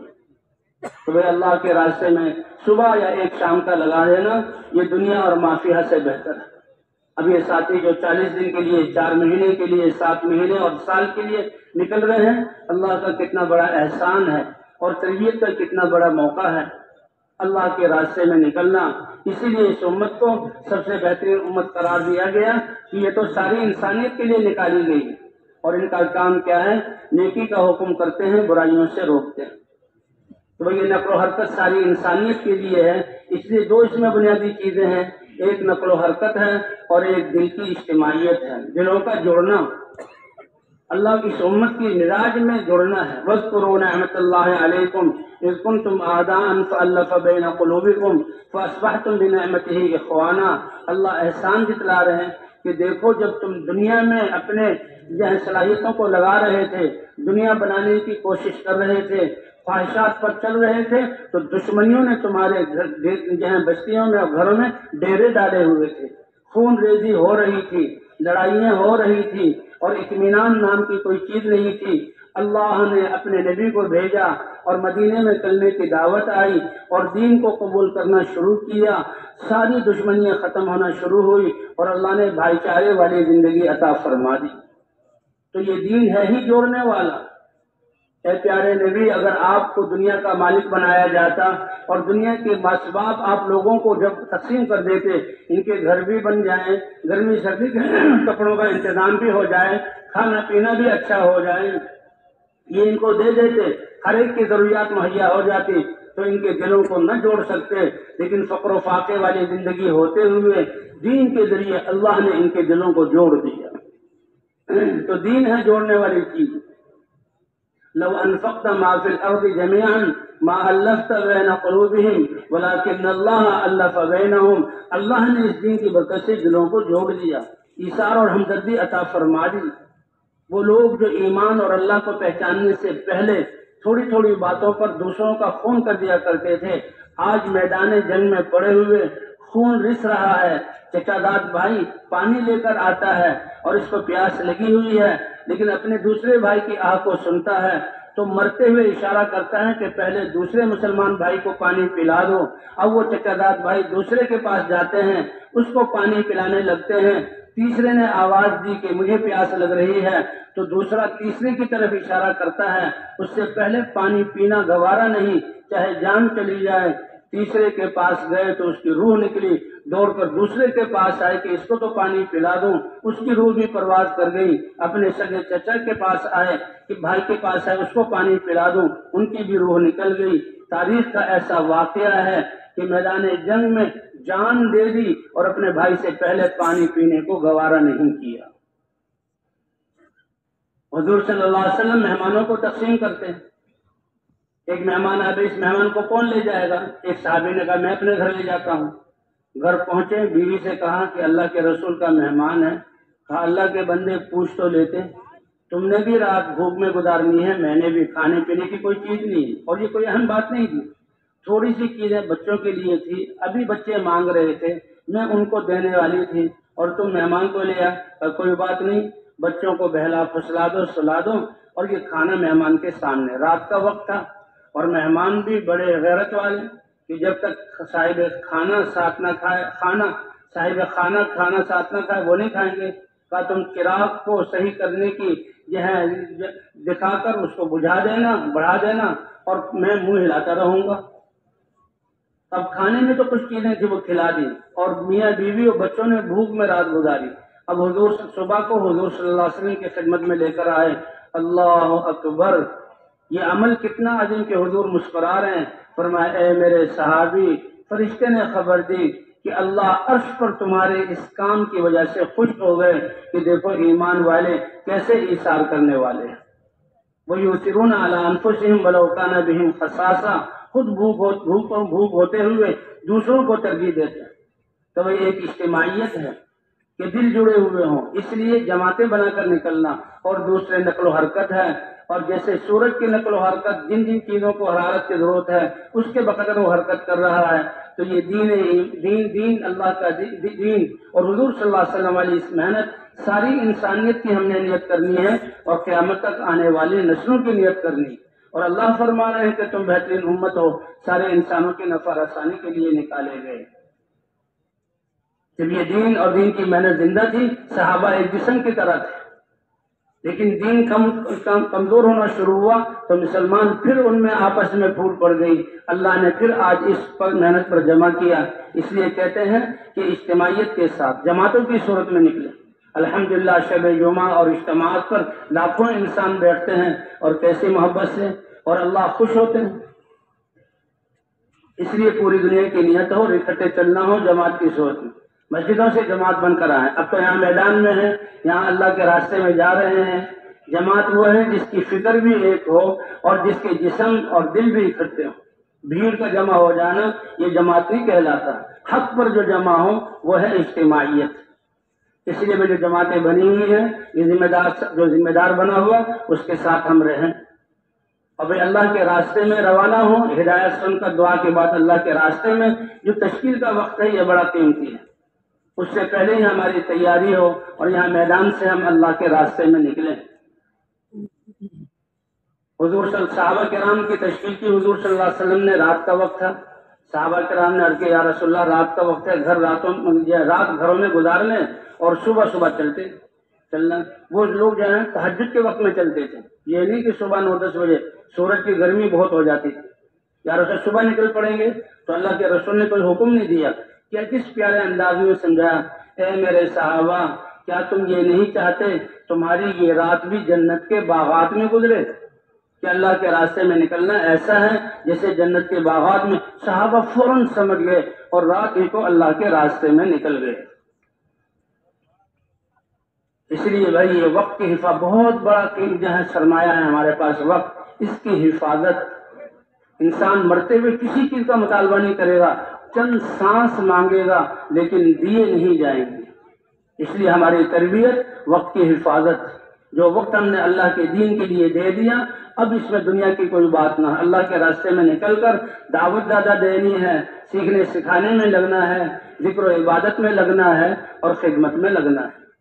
اور اللہ کے راستے میں نکل کر اپنے آپ کو جی ہاں سوال سے بچانا ہے کہ ہماری زبان سے اپنی حاجت کسی کے سامنے ظاہر ہو اور دل کی جھانک لوگوں کی چیزوں کی طرف جائے. اس سے بھی اپنے آپ کو بچانا ہے، اسراف سے بچانا ہے، بے جا خرچ کرنے سے بچانا ہے، اور کسی کی چیز کو بغیر اجازت کے استعمال نہیں کرنا.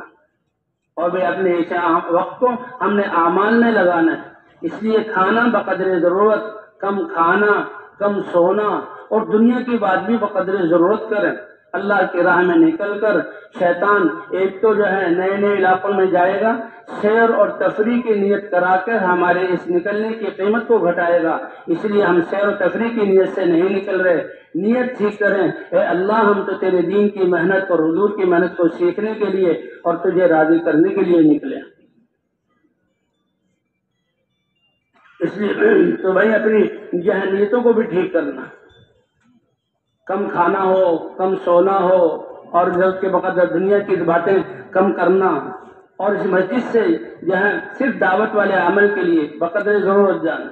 اور 3 چیزیں ہیں، حضور صلی اللہ علیہ وسلم فرماتے تھے کہ اجتماعیت کو لازم پکڑو، اکٹھے رہو، اور مساجد کو لازم پکڑو، ہم مسجدوں میں رہیں، مسجد سے باہر جانا ہو دعوت دینے کے لیے، لوگوں پر محنت کرنے کے لیے، مسجد ہی کے کام کے لیے، اور ایک عمومی ہونے کو لازم پکڑو کہ اس سے زیادہ اچھی آواز کس کی ہو سکتی ہے جو اللہ کی طرف بلا رہا ہو؟ کسی کی اچھی آواز نہیں، اور خود بھی مسلمانوں کے ساتھ نیک اعمال کرتا ہے اور اپنے آپ کو عام مسلمانوں میں سے سمجھتا ہے۔ اس لیے وہ جماعت بن گئی ہے، اکٹھی رہے، اور جب تشکیل ہو گئی ہے تو فوراً ہم اللہ کے راستے میں نکلنے کی کوشش کریں۔ تیاریاں ساری اس سے پہلے مکمل کر لی ہیں، دعا ہوتے ہی ہم روانہ ہو جائیں، اور بھائی جہاں جہاں تشکیل ہوئی ہے اس طرف ہم پیدل سفر شروع کر دیں۔ اللہ کے راستے میں تشکیل ہونے کے بعد رکنا پسندیدہ نہیں۔ حضور صلی اللہ علیہ وسلم نے جمعے کے دن ایک لشکر کو روانہ فرمایا، بڑا اہم لشکر تھا، اور اس میں اپنے قریبی، اپنے چچا زاد بھائی جعفر ابن ابی طالب، منہ بولے بیٹے زید ابن حارثہ اور عبداللہ بن رواحہ رضی اللہ عنہ کو روانہ فرمایا۔ اور جمعے کا دن تھا، جماعت چلی گئی، عبداللہ بن رواحہ، اور یہ فرمایا دیکھو زید ابن حارثہ امیر ہوں گے، وہ شہید ہو جائیں تو جعفر ابن ابی طالب امیر بن جائیں، وہ شہید ہو جائیں تو عبداللہ بن رواحہ امیر بن جائیں، اور وہ شہید ہو جائیں تو پھر مسلمان اپنے مشورے سے، کسی اسرائیلی نے عبداللہ بن رواحہ کو بتایا کہ نبی کی پیشن گوئی بالکل ٹھیک ہوتی ہے، تم تو شہید ہو جاؤ گے تو کوئی پریشانی نہیں، اللہ نے جان دی ہوئی ہے، اللہ کے راستے میں جائے گی۔ لیکن ان کو یہ خیال آ گیا کہ جمعے کا دن ہے، بعد میں تو مسجد نبی میں آنا نصیب نہیں ہوگا، اب جمعے کے دن کا مسجد میں وقت گزارنا اور جمعہ حضور صلی اللہ علیہ وسلم کے پیچھے پڑھنا، اس لیے امیر سے اجازت لی، جماعت روانہ ہو گئی، یہ پیچھے رہ گئے۔ حضور صلی اللہ علیہ وسلم نے دیکھا، پوچھا اے ابن رواحہ تمہیں کس چیز نے پیچھے کر دیا؟ کہ لے اجمع معک یا رسول اللہ، اے اللہ کے رسول آپ کے پیچھے جمعہ پڑھنے کے لیے روکا ہوں۔ یہ تو حضور کی محبت کا اس میں جو ہے اشارہ ہے کہ کتنی محبت ہے، حضور یہ پیچھے جمعہ پڑھنا چاہتے ہیں۔ تب کتنا پیچھے رہ گئے کہ آدھا دن پیچھے رہ گئے۔ تو سن لو، تمہاری وہ جماعت جو آدھا دن اللہ کے راستے میں مجھے میری مسجد کو چھوڑ کر نکل پڑی ہے، اگر روئے زمین کے تم مالک بن جاؤ اور اس کو صدقہ کر دو، وہ ثواب بھی، اور میرے پیچھے مسجد میں ٹھہرنے، میرے پیچھے نماز پڑھنے کے ثواب کو بھی جمع کر لو، تب بھی ان کے آدھے دن پہلے نکلنے کے ثواب کو تم پہنچ نہیں سکتے۔ اور اللہ کے راستے میں نکلنا، اس کے لیے صحابہ کی سب سے بڑی قربانی حضور کے ہوتے ہوئے حضور کو چھوڑنا۔ 100 سفر صحابہ کے کروائے ہیں، اور وہ سفر ہماری طرح ریل گاڑیوں میں اور بڑے بنی ہوئی سڑکوں میں نہیں تھے، وہ پیدل تھے اور بھوک کی حالت میں سفر تھے۔ 27 یا 29 سفروں میں حضور گئے، 70-72 سفروں میں صحابہ نکلے۔ جو صحابہ جا رہے ہیں وہ واپس آنے کی نیت سے نہیں، وہ تو جان کا نذرانہ پیش کرنے کی نیت سے، اور کتنے لوگ شہید ہو جاتے تھے، اپنی جانیں اللہ کے لیے دے دیتے تھے۔ تو حضور کی زیارت کو چھوڑنا اور حضور سے علم حاصل کرنے کی قربانی، کہ جو مدینے میں ہے وحی اتر رہی ہے، وہ علم لیں گے، امت تک پہنچائیں گے، یہ علم کی قربانی کر کے جا رہے ہیں۔ کیوں؟ تاکہ انسانیت کو جہنم سے بچانا ہے۔ یہ کتنا بڑا عمل ہے کہ حضور کی زیارت کے ایک دیکھنے کی وجہ سے صحابی کا درجہ پاتے ہیں، حضور کے پیچھے کی نمازیں اور حضور پر اترتے ہوئے علم کو قربان کر کے جا رہے ہیں۔ اور اللہ نے پھر گواہی دی، رجال صدقوا ما عاهدوا الله علیہ فمنهم من قضى نحبه ومنهم من ينتظر۔ اللہ نے ان کی سچائی کی گواہی دی، کتنے سچے ہیں کہ دینی جذبات کے حضور کو دیکھتے رہیں، حضور کی باتیں سنیں، حضور سے علم لیں، حضور کے علم کو پہنچائیں، امت تک، قیامت تک یہ علم چلے گا، اور حضور کے پیچھے نمازیں۔ پر کیسے سچے ہیں اللہ کے دین کو زندہ کرنے کی طلب میں، اتنی بڑی بڑی قربانیاں کی۔ آج ہمارے لیے ان مٹی کے گھروں کو چھوڑنا اور ان بے حیثیت شہروں کو چھوڑنا اور ان لوگوں کو، خاندانوں کو چھوڑنا، اس کی کیا حیثیت ہے جو صحابہ کرام اللہ کے دین کے لیے چھوڑ کر نکلے۔ تو اس لیے تشکیل ہونے کے بعد پہلے سے تیاری ہو اور ہم اللہ کے راستے جماعت بن گئی، ساتھی جماعت جہاں ذمہ دار ساتھی ساتھیوں کو جمع رکھتے ہیں، جہاں تشکیل ہے اس کے بارے میں ابھی سے فکر شروع ہو جائے۔ تبلیغ والوں کا لوگوں کے بارے میں فکر کرنا کیا مطلب کہ ان کے دین کی محنت کا کیا حال ہے، اور کیسے ہم دین پر چلنے اور دین کی محنت کرنے میں ان کو آگے بڑھا سکتے ہیں۔ سب ساتھیوں کے سامنے وہ حالات آ جائیں اور اسی وقت سے اپنی فکر اور سمجھ اور دعاؤں کی قوت کو اس کے لیے لگائیں۔ اے اللہ ہمیں بھی ایمان میں ترقی عطا فرما، اے اللہ ہمیں بھی تقوی والی زندگی عطا فرما اور اس دین کی محنت کے لیے قبول فرما، اور اے اللہ جہاں جا رہے ہیں ان کے دلوں کو بھی اپنے دین کی طرف پھیر دے۔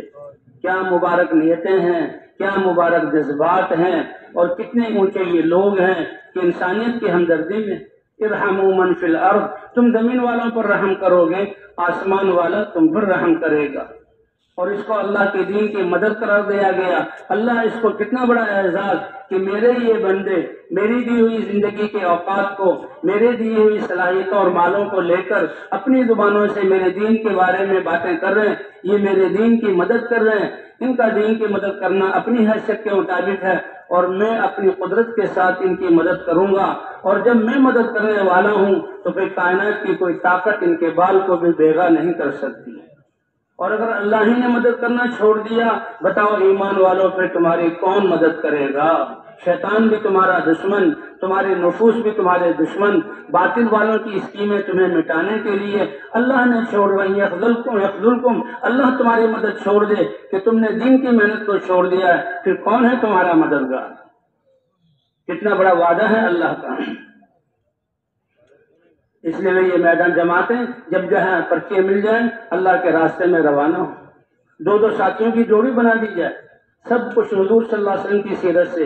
حضور لشکروں کی جو ہے وہ تشکیل فرماتے تو دو تین کی جوڑی بنا دیتے تھے، ایک پرانا ہو ایک نیا ہو، سیکھتے سکھاتے ہوئے، اور سارے پرانے ہوں تو ایک دوسرے کو دعوت دیتے ہوئے اور قربانیوں میں آگے بڑھتے ہوئے آگے بڑھنے کی دعوت دیں۔ یہ تو اتنا بڑا میدان ہے کہ اس کی کوئی انتہا ہے ہی نہیں، چاہے پرانے ہوں وہ بھی ایک دوسرے کو دعوت دیں۔ اور بھائی سواریوں کے انتظار میں ٹھہرنا یہ مناسب نہیں۔ ہاں، حضور صلی اللہ علیہ وسلم کے اسفار پیدل، طائف کا سفر پیدل، ہجرت کا کتنا سفر پہاڑوں پہ چڑھنا یہ پیدل، تبوک کے سفر میں پیدل ایک اونٹ پر کتنے لوگ باری باری سوار ہوتے تھے۔ تو بھائی پیدل چلنا تو اس کام کی خاصیت ہے۔ جس وقت کی تشکیل ہے چل پڑیں دو ساتھی ہو کر، اور بھائی انتظامی امور کے اعتبار سے 2 ساتھی خدمت میں ہوں اور ان کے ذمے جو ہے یہ سفر کا انتظام کرنا، اور کیونکہ اپنی جان اور مال کے ساتھ چلنا ہے۔ وجاہدوا باموالکم وانفسکم، تبلیغ کا کام یہ نہیں کہ دوسرے کا مال ہو میری جان ہو، یا دوسرے کی جان ہو میرا مال ہو، نہیں، وہ اپنی اپنی جگہ خیر کی چیزیں ہیں، اس پر بھی اللہ ثواب دیں گے، لیکن جو یہ محنت ہے جس کے لیے ہم نکلے ہیں، وجاہدوا باموالکم وانفسکم ذالکم خیر لکم ان کنتم تعلمون، اپنی جان اپنا مال۔ اس لیے راستہ ہے دور کا، اس کے لیے جہاں ساتھیوں سے زیادہ راہ جمع کر لیا جائے، اور ذمہ دار ساتھی 2 یا 3 آدمیوں کے حوالے کریں، ایک کے حوالے نہ کریں۔ اور بھائی اس سفر میں صرف دعوت اور دعوت والے اعمال ہوں، اور اس کے علاوہ کوئی اور کچھ نہ ہو۔ کوئی اور ظاہر کرے کسی بات کو، اس سے کہتے نہیں بھائی اس میں اور کوئی بات نہیں چلے گی، اور ہم تو صرف دعوت والے کام کے لیے نکلے۔ اور بھائی یہاں سے روانہ ہو جائیں، پیدل چلیں، اور جب بس اسٹاپ پر پہنچے ہیں یا اسٹیشن پر پہنچے ہیں، جن ساتھیوں کی ذمہ خدمت ہے وہ ریل گاڑی کا ٹکٹ ہے تو سب ساتھیوں کو دے دیں۔ بس والوں سے بات کرنی ہے تو خدمت والے ہی بات کریں۔ گاڑی کے آنے میں، بس کے آنے میں دیر ہے تو اس طرح وہاں بیٹھ جائیں۔ اب یہ ہے جو وہاں پر مسافر آئے ہیں ان کا وقت بھی فارغ ہے، وہ بھی انتظار میں ہے، تو اصل یہ ہے کہ 2 ساتھی ہو کر سب جتنے بھی لوگ ہیں ان کو انفرادی طور پر دعوت دیں۔ یہ دعوت یہ سب اللہ داعی ہے، تمام انبیاء دعوت لے کر آئے، اور دعوت ہی سے اللہ نے دنیا کا باطل ختم کیا اور سارے فسادات کو دعوت کے ذریعے مٹایا۔ 2 ساتھی ہوں ان کو دعوت دی جائے۔ ہماری دعوت میں لوگوں کو یہ بتلانا کہ اصل ذات اللہ کی ہے، کامیابی اللہ کے ہاں سے ملتی ہے، اور کامیابی کا راستہ اللہ کا مبارک دین ہے، اور دین کا زندگی میں آنا اس کے لیے نبیوں کی محنت ہے۔ اور حضرت محمد صلی اللہ علیہ وسلم کی تشریف آوری پر نبوت پر مہر لگ گئی، آپ خاتم النبیین ہیں۔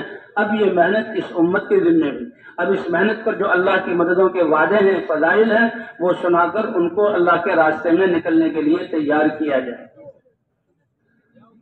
ورنہ پھر تعلیم کو شروع کر دی جائے، تعلیم میں ان کو جوڑ لیا جائے۔ تعلیم بھی چاہے ہم اللہ کے راستے میں نکل کر کریں یا جہاں بھی کریں، ایسا ساتھی تعلیم کریں جو اس تعلیم کے بعد ہر جہاں حدیث اور فضائل پڑھنے کے بعد عمل اور محنت پر جہاں ڈالنے کے لیے 2-3 جملے کہہ دیں۔ صرف یہ نہیں کہ دعا کرو گے جی اللہ اس پر عمل کی توفیق دے، نہیں بھائی، اللہ نے ہمیں حضور کی امت میں بنایا ہے، اب یہ فضائل ہمیں کیسے حاصل ہوں، ہم ان اعمال پر کیسے آ جائیں، اس کے لیے یہ محنت ہے اور اللہ کے راستے میں نکلنا ہے۔ چند جملے جو ہیں عمل پر آنے کے اور محنت کرنے کے، وہ جہاں کہہ دے تاکہ لوگوں کو پتہ لگے۔ اور بھائی ہمارا سفر اور اعمال حضور صلی اللہ علیہ وسلم کی سنت کے موافق ہوں گے، اتنے ہی ہماری تربیت بھی ہوگی اور اتنے ہی یہ ہماری محنت یہاں مؤثر ہوگی کہ حضور کی محنت زندہ ہو، اور حضور کی محنت میں حضور کا طریقہ بھی زندہ ہو۔ اس کے لیے سب سے پہلے یقین کو بنانے کی محنت کرنی پڑے گی، اور پھر دعوت کو لے کر داعیانہ صفات کے ساتھ ہمیں لوگوں کے پیچھے پھرنا ہوگا۔ سفر میں بھی سفر کے آداب ہیں۔ جی ہاں، راستے میں چلیں تو راستے کے دائیں طرف 2-2 ساتھی ہو کر چلیں، اور بس سوار ہونا ہے تو بسم اللہ پڑھ کر سوار ہوں، دائیں پاؤں سے سوار ہوں۔ ریل گاڑی آ کر رکی ہے تو اس کا ٹائم بالکل محدود ہوتا ہے، اس وقت بے حوصلہ نہ ہو، افراتفری نہ ہو، اترنے والوں کو اطمینان سے اترنے دیں، پھر جس درجے کا ہمارا ٹکٹ ہے اسی درجے میں ہم سوار ہو جائیں، اور بھائی لوگوں کے ساتھ مخلوط ہو کر بیٹھیں۔ اگر بس ہے تو بس میں سوار ہوں، لمبا سفر ہے، نماز راستے میں آئے گی تو بس والوں سے بات کر لی جائے کہ دیکھو ہم اللہ کے راستے میں نکلے ہیں، نماز اللہ کا بہت بڑا امر ہے، نماز کے لیے آپ نے ایسی جگہ پر روکنا ہوگا جہاں پانی کا انتظام اچھا ہو، ساتھ ہی وضو کرنا چاہیں وضو کر کے باجماعت نماز پڑھ لیں۔ جو بس والا ہماری اس بات کو قبول کریں اس کے ساتھ سفر، اگر وہ اس بات کو قبول نہ کریں تو اپنے سفر کو حصوں میں تقسیم کر لیں کہ جہاں نماز کا وقت ہے وہاں اتر جائیں، اور اس سے جہاں اتنا ہی کرایہ دیں، پھر نماز پڑھ کر پھر اگلے سفر کا جہاں ترتیب بنائیں۔ اور بھائی بس والوں سے بات کرنے میں جو مسلمان نہ کسی کو دھوکہ دیتا ہے نہ دھوکہ کھاتا ہے، اچھی طرح کرایہ معلوم کر لیا جائے۔ اب جتنے ساتھی ہیں انہی کے جو ہے پورے پیسے دیے جائیں۔ اب ساتھیوں کا یہ ہے کہ جی ہم 12 ساتھی ہیں، 2 ساتھیوں کا ٹکٹ جو ہے تم نہ لو، اس کے پیسے بھئی ہمارا یعنی یہ سودا جو ہے کامیابی والا نفع کا سودا نہیں ہے۔ یہ تو ایک روپیہ خرچ کرنے پر اللہ 7 لاکھ روپے خرچ کرنے کا ثواب عطا فرمائیں گے۔ ان کی مجبوری کی وجہ سے اپنے ہاں زیادہ بھی نہ دیں، زیادہ بھی ہم سے نہ لیں، لیکن ہم کم بھی نہ کروائیں۔ یہ تو اللہ کا شکر ہے کہ اللہ تعالیٰ نے اپنے راستے میں کا جو 1 روپیہ خرچ کرے گا اللہ 7 لاکھ روپے صدقہ کرنے کا ثواب عطا فرمائیں گے۔ اور دوسری حدیث میں ہے ان الصلاۃ والصیام والذکر تضاعف علی النفقۃ فی سبیل اللہ ب700 ضعف، کہ مال کے خرچ کرنے پر اللہ 1 روپے کے بدلے میں 7 لاکھ روپے صدقہ کرنے کا ثواب عطا فرماتے ہیں۔ اور اللہ کے راستے میں نکل کر ذکر کرنا، روزے رکھنا، نماز پڑھنا بدنی عبادت ہے، یہ مالی عبادت سے بھی 700 گنا اور بڑھ جاتا ہے۔ اس پر حساب لگانے والے حساب لگا لیں، اس لیے ہماری بچانے کی نیت نہ ہو، ہماری تو لگانے کی نیت ہے۔ اس لیے جب گاڑی میں سوار ہوں دائیں پاؤں سے بسم اللہ پڑھ کر سوار ہوں، اور جب سیٹ پر بیٹھ جائیں تو الحمدللہ 3 مرتبہ اور اللہ اکبر 3 مرتبہ اور اللہم انی ظلمت نفسی دعا پڑھ کر آسمان کی طرف اشارہ کر کے مسکرائیں۔ اور پھر جو سفر کی دعائیں ہیں، جو نیا ساتھی ہیں ان سے بھی وہ دعائیں دہروا لیں۔ اب یہ سفر بھی ہمارا دعاؤں کی جہاں تلقینی اعمال کے ساتھ ہو، یا دعوت میں لگے ہوئے ہوں، یا سیکھنے سکھانے میں لگے ہوئے ہوں، یا ذکر اور دعاؤں میں لگے ہوئے ہوں۔ نماز کے اوقات، اگر گاڑی کا سفر ہے تو نظام الاوقات دیکھ لیا جائے، جہاں پر گاڑی 15-20 منٹ کھڑی ہوتی ہے وہاں پر اتر کر اطمینان سے نماز پڑھیں، لیکن اگر اچانک گاڑی کھڑی ہو جائے تو بغیر تحقیق و بغیر اطمینان کے اتر کر نیچے جو ہے نماز نہ پڑھیں، ورنہ ایسا نہ ہو کہ سگنل ہو گیا گاڑی چل پڑی اور نماز کو توڑ کر جہاں دوڑ رہے ہیں، یہ منظر اچھا نہیں ہے۔ اپنے ساتھ پانی کے کین وغیرہ رکھیں، کیونکہ جو وہاں پانی بعض دفعہ ہوتا ہی نہیں ہوتا ہے، بہت تھوڑا ہوتا ہے، وہ بہت سارے ہیں جو مسافر ہیں ان کا حق ہے کہ وضو کرنے میں بھی ہماری احتیاط ہو۔ سب سے اچھی بات تو یہ ہے کہ ہم باوضو رہیں، کہ مومن کا ہتھیار ہے باوضو رہنا۔ ہتھیار کس کے مقابلے میں؟ نفس اور شیطان کے مقابلے میں۔ باوضو آدمی پاک ہوتا ہے، دین کی طرف رغبت ہوتی ہے۔ باوضو رہیں۔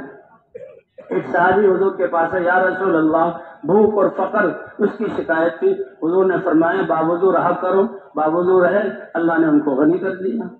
بہت اچھی بات ہے باوضو۔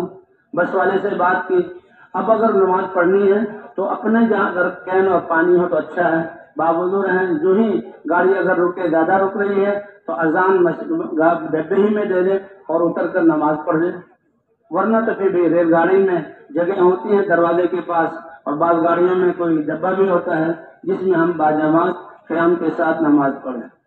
اور بس میں اگر جا رہے ہیں، بس والے نے روکا ہے تو بھئی وقت کی حفاظت ہے، تو اس نے کہا بھئی 10 منٹ آپ نے کہا تھا میں نے دے دیے، تو اترتے ہی اگر وضو استنجا کی ضرورت ہو وضو استنجا کر کے باجماعت نماز پڑھ کے جو وقت دیا ہے اسی وقت پر ہم جہاں گاڑی میں بیٹھ جائیں۔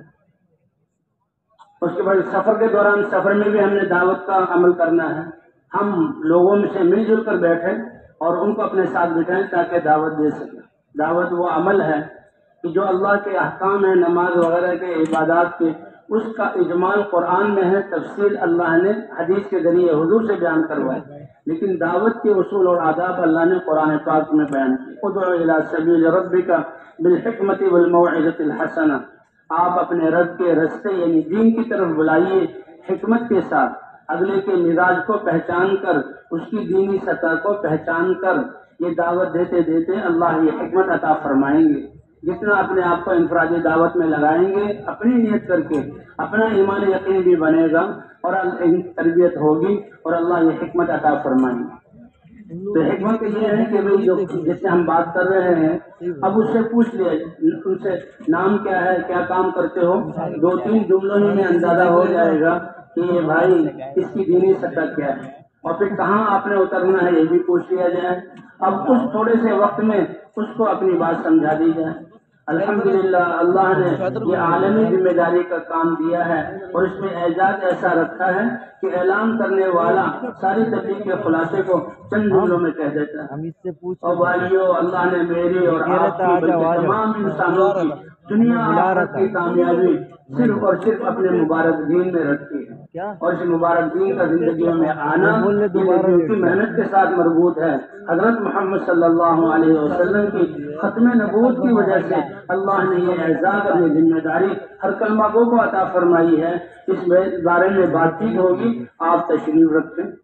جیسے سمندر کو قرضے میں بن کر ساری بات آ گئی، الفاظ یہ متعین نہیں ہے، اللہ نے صلاحیتیں اور سلیقے مختلف دیے ہیں، جو جتنے اچھے انداز میں بات کر سکے کہ دین کی کامیابی دین میں بتلانی ہے، اور کامیابی اللہ دیتے ہیں، اور دین کے آنے کا راستہ وہ نبیوں کی محنت ہے، اور ختم نبوت کے صدقے ہر کلمہ گو مرد عورت کے ذمہ یہ کام ہے، اور اس کے فضائل سنا کر اللہ کے راستے میں نکالنا۔ اترنے سے پہلے اس کو احساس ہو جائے کہ بھئی یہ لوگ جو پھرنے والے ہیں یہ ایسے ہی نہیں پھر رہے، کتنی بڑی ذمہ داری اور کتنی بڑی نعمت کو لے کر پھر رہے ہیں۔ وہ راستے میں ہمارا تو اپنا سب کچھ لگانا ہے، لیکن لوگوں کے پاس جو کچھ ہے اس کی نیت نہ ہو، دل کی جھانک بھی نہ ہو، مانگنا بھی نہ ہو۔ اس لیے لوگ اگر اکرام کریں تو ہم بڑی حکمت اور پیار محبت سے یہ ان سے معذرت کر لیں، یہ بھی نہ ہو کہ ان کو محسوس ہو جائے، اور خود ہم کھلانے پلانے میں جتنا اکرام کر سکتے ہیں اکرام کریں ان کا۔ اگر وہ کہے کہ جی میں تو آپ کے ساتھ ابھی جانے کے لیے تیار ہوں، تو ان کو بتایا ہے کہ بہت اچھا جذبہ ہے، لیکن اس کام کی ترتیب ہے، ہم جماعتوں کے ساتھ نکلتے ہیں، اپنے مسجد میں جا کر جیسا کہ کام کر رہے ہوں تو ان کے ساتھ تعلیم میں شریک ہوں، گشتوں میں شریک ہوں، اور سیروزے کے لیے نکلیں اور علاقے سے جماعت بنا کر پھر اللہ کے راستے میں آئے، پوری تفصیل ان کو سمجھا دی جائے۔ وہ ہر ایک ساتھی دعوت دیں، لمبا سفر ہے تو تعلیم بھی کر سکتے ہیں، تعلیم میں آس پاس کے ساتھیوں کو جوڑ سکتے ہیں، وہی سیکھنے سکھانے کا کام بھی ہو، پرانا اور نیا ساتھی ہے، سیکھنے میں سب سے پہلے بھئی کلمہ طیبہ لا الہ الا اللہ محمد الرسول اللہ یہ سب کا ٹھیک، اور ایمانیات کو بھی سیکھا جائے۔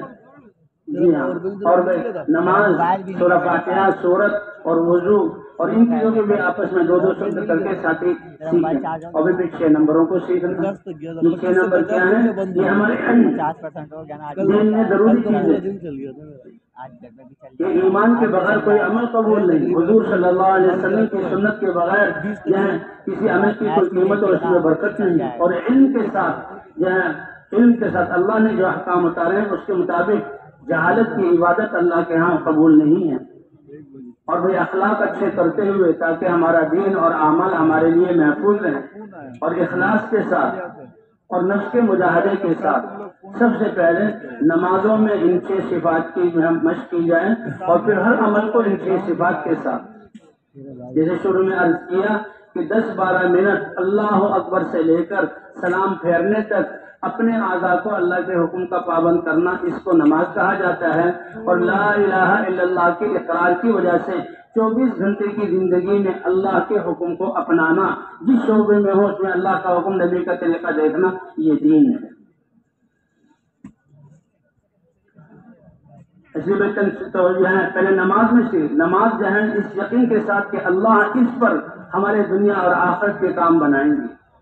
جب اس نماز پر بنائیں گے تو 24 گھنٹے کی زندگی جب اللہ کے احکام پر ہوگی، پھر اللہ کتنی جو ہے وہ نعمتیں عطا فرمائیں گے، کتنی کامیابی عطا فرمائیں گے.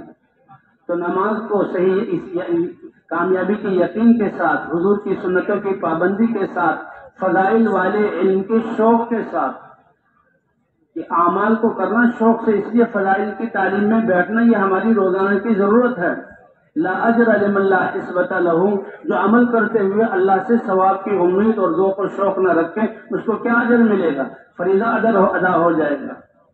اس لیے فضائل کے شوق کے ساتھ اور علم کی پابندی کے ساتھ، اخلاق کی درستگی کے ساتھ، اخلاص کے ساتھ اور مجاہدے کے ساتھ، پھر یہی صفات دعوت میں بھی، دعوت کو بھی ان صفات کے ساتھ دینا، تعلیم میں بھی ان صفات کے ساتھ بیٹھنا، ذکر بھی ان صفات کے ساتھ کرنا، یقین کے ساتھ حضور کا طریقہ، اللہ والے احکام، فضائل کا شوق اور اخلاق کے ساتھ برتتے ہوئے اور اخلاص اور مجاہدے کے ساتھ.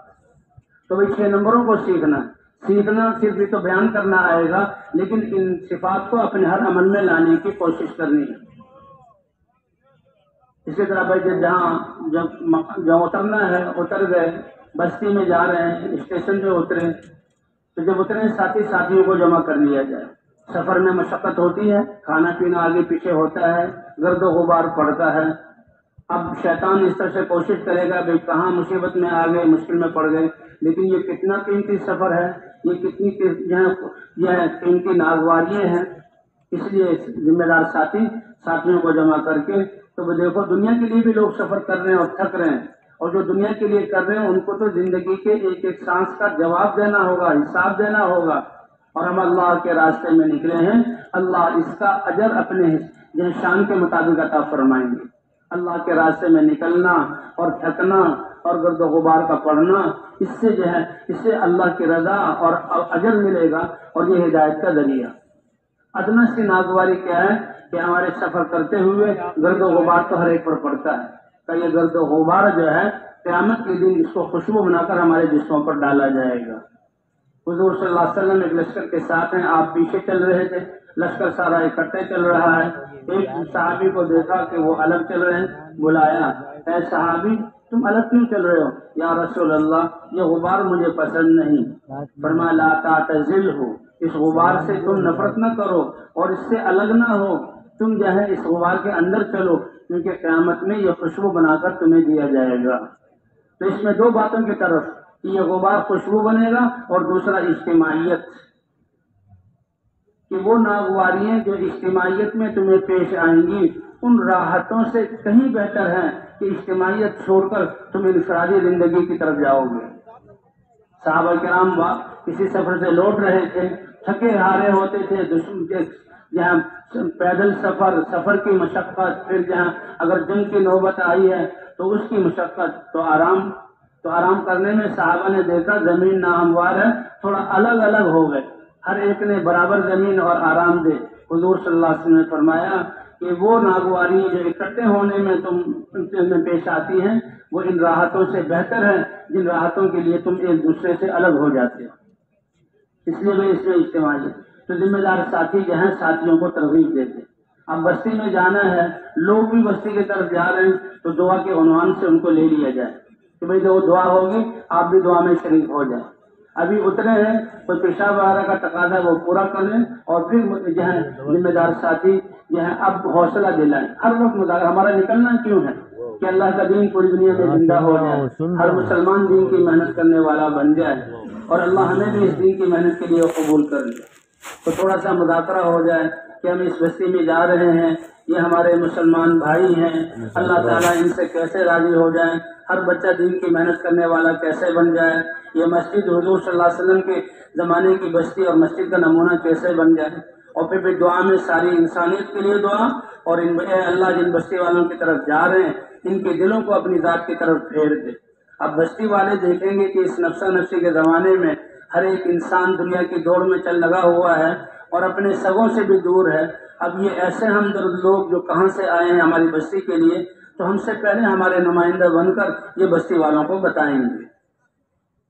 قرآن پاک کا دل یاسین شریف میں جو حبیب نجار کا قصہ کہ عیسیٰ علیہ السلام کی طرف سے بھیجے ہوئے 2 نمائندے وہ پہلے حبیب نجار سے ملے اور اس کو دعوت دی، وہ مسلمان ہو گیا، اور پھر یہ جو ہے آئے جہاں بستی میں بستی والوں کو دعوت دی، بستی والے ان کے خلاف کھڑے ہو گئے اور ان کو مارنا شروع کیا۔ تو حبیب نجار آئے، اے میری قوم، یہ تو اللہ کی طرف سے، اللہ کے رسول کی طرف سے نمائندے اللہ کا پیغام لے کر آئے ہیں، ان کی اتباع کر لو، یہ دنیا کی کوئی چیز نہیں چاہتے۔ بستی والوں نے اتنا مارا کہ اس کو شہید کر دیا۔ اب جو پٹائی ہوئی اور جو تکلیف ہوئی، اس کا جو ہے فطرت تو یہ ہے کہ انتقام ہو، ان کے لیے بد دعا ہو۔ اللہ نے قرآن میں ذکر کیا کہ جب جنت میں وہ چلا گیا حبیب نجار، تو جنت میں جا کر وہ ان کے لیے ہمدردی والے الفاظ، یا لیت قومی یعلمون بما غفر لی ربی وجعلنی من المکرمین، کاش میری قوم کو معلوم ہو جائے کہ میں ناکام نہیں ہوا، انہوں نے تو مار مار کر میری جان نکال دی، لیکن اللہ نے شہادت کا درجہ عطا فرمایا، جنت عطا کی، اور کتنی عزت عطا فرمائی، شاید یہ ان کی ہدایت کا ذریعہ بن جائے۔ قال یا لیت قومی یعلمون، میری قوم جان لے۔ تو بھئی یہ دعوت اور داعی یہ تو پوری انسانیت کا ہمدرد ہے، اپنے اوپر تکلیفیں سہتے ہوئے بھی اس کی زبان سے دعائیہ کلمات۔ تو بہرحال وہ لوگ دعا میں روتے ہوئے دیکھیں گے تو ہمارے نمائندے بن کر جائیں گے۔ اب راستے پر چلنا، یہ دین ہمارا سارا آداب ہی آداب ہے، سلیقے ہی سلیقے ہیں، اور تربیت اور علم اللہ کی طرف سے، اللہ کے رسول کی طرف سے۔ راستہ چلنے کے آداب بھی بتائے گئے، حتیٰ کہ بیت الخلاء میں داخل ہونے کا طریقہ بھی بتایا گیا، اور پاکی حاصل کرنے کا طریقہ بھی بتایا گیا، بیٹھنے کا کس طرح رخ کرنا ہے، یہ ساری چیزیں اللہ نے اپنے نبی کے ذریعے امت کو بتلائی۔ کہ پیشاب پخانہ کرتے ہوئے کہ جب صحرا میں ہو تو، اور جہاں قبلے کی طرف گھروں میں ہو تو قبلے کی طرف نہ منہ کرو نہ پیٹ کرو۔ تو بہرحال راستے کے دائیں طرف چلنا ہے، اور نظروں کی حفاظت کرتے ہوئے 2 ساتھی کہتے ہیں یہ نظر شیطان کے زہریلے تیروں میں سے ایک تیر ہے، جن چیزوں کو دیکھے گی اس کا نقشہ دل میں آ جائے گا، اور پھر شیطان نماز کے وقت وہ یاد دلائے گا۔ اس لیے ہم نے اپنی نظروں کی حفاظت کرنی ہے، راستہ بھی نظر آتا رہے، اور پھر جانا ہے۔ مرکز میں گئے ہیں تو سب ساتھی آئیں گے جہاں پرانے، اور ان کو بتا دیں اپنی جماعت کی کیفیت، اپنے حالات ان کو دے دیں، اور ان سے مسجدوں کے حالات پوچھ لیں۔ 4-5 مسجدوں کے حالات پوچھ کر اب ذمہ دار ساتھی یہ دیکھیں ہماری جماعت کے اعتبار سے کون سی مسجد، کون سا علاقہ اچھا رہے گا، جہاں ہمارے ساتھیوں کو بھی تمام اعمال کرنے کا موقع ملے گا، ان کی تربیت بھی ہوگی، اور وہاں نقد تشکیل بھی ہو جائے گی، اور مقامی کام بھی جمے گا۔ جماعت ماشاءاللہ صلاحیت استعداد والی ہے، پرانے ساتھیوں کی ہیں، تو نئے علاقوں کی مسجدوں کو وہاں سے کام شروع کرنا، درمیانی ہے تو درمیانی علاقوں میں جانا، اور اگر جماعت کے ساتھی زیادہ نئے ہیں تو پھر ان سے کہنا کہ ایسی مسجدیں جہاں پرانے ساتھی ہوں اور جن کی وجہ سے ہماری تربیت ہو جائے۔ اس لیے کہتے ہیں بھائی مقامی کام جو واپس جا رہے ہیں یہ بہت ضروری ہے، تاکہ آنے والوں کی ہماری مسجدوں میں آ کر تربیت ہو سکے۔ اور وہ حضرات اگر تعین کرے کہ یہ آپ ہر مسجد میں 2 دن ٹھہرے کافی ہوگا، ان سے کہیں نہیں، ہمارے سامنے تو محنت ہے، ہم نے تو محنت کرنی ہے، 100% اس مسجد کے آس پاس رہنے والوں سے ایک سے ہماری ملاقات ہو جائے، اور نقد جماعت اللہ کے راستے میں 4 مہینے چلے کے لیے نکل جائے، اور مقامی جماعت بنی ہوئی ہو تو مضبوط ہو جائے، اور ساتھی جہاں قربانی پر آگے بڑھ جائیں یا جماعت بن جائے، یہ چاہے ایک دن میں جو ہے یہ سارے ثمرات مرتب ہو جائیں یا 2 دن، اور زیادہ سے زیادہ 3 دن میں ان سارے کام کو کرنے کی کوشش کریں۔ جماعت کی محنت بھی ہوگی، راتوں کو رونا بھی ہوگا، تھکانا بھی ہوگا، دعائیں بھی ہوں گی، تو اللہ اس کو وجود عطا فرما دیں گے۔ اب جہاں کام ہے وہاں 3 دن کی جماعت نکال دینا، یہ 3 دن کی جماعت تو ان کا مقامی کام کا حصہ ہے۔ آج ہم مقامی کام میں اتنے کمزور ہیں، ایک مسجد میں 60 70 80 چلے 3 چلے والے ہیں، وہاں تو مہینے میں ہر 2 ساتھی پرانے نیوں کو لے کر نکلیں، 40 ساتھی ہیں تو 20 جماعتیں 20 سیروزے نکلنے چاہیے، کہ جائے کہ ایک سیروزے پر ہم مطمئن ہو جائیں۔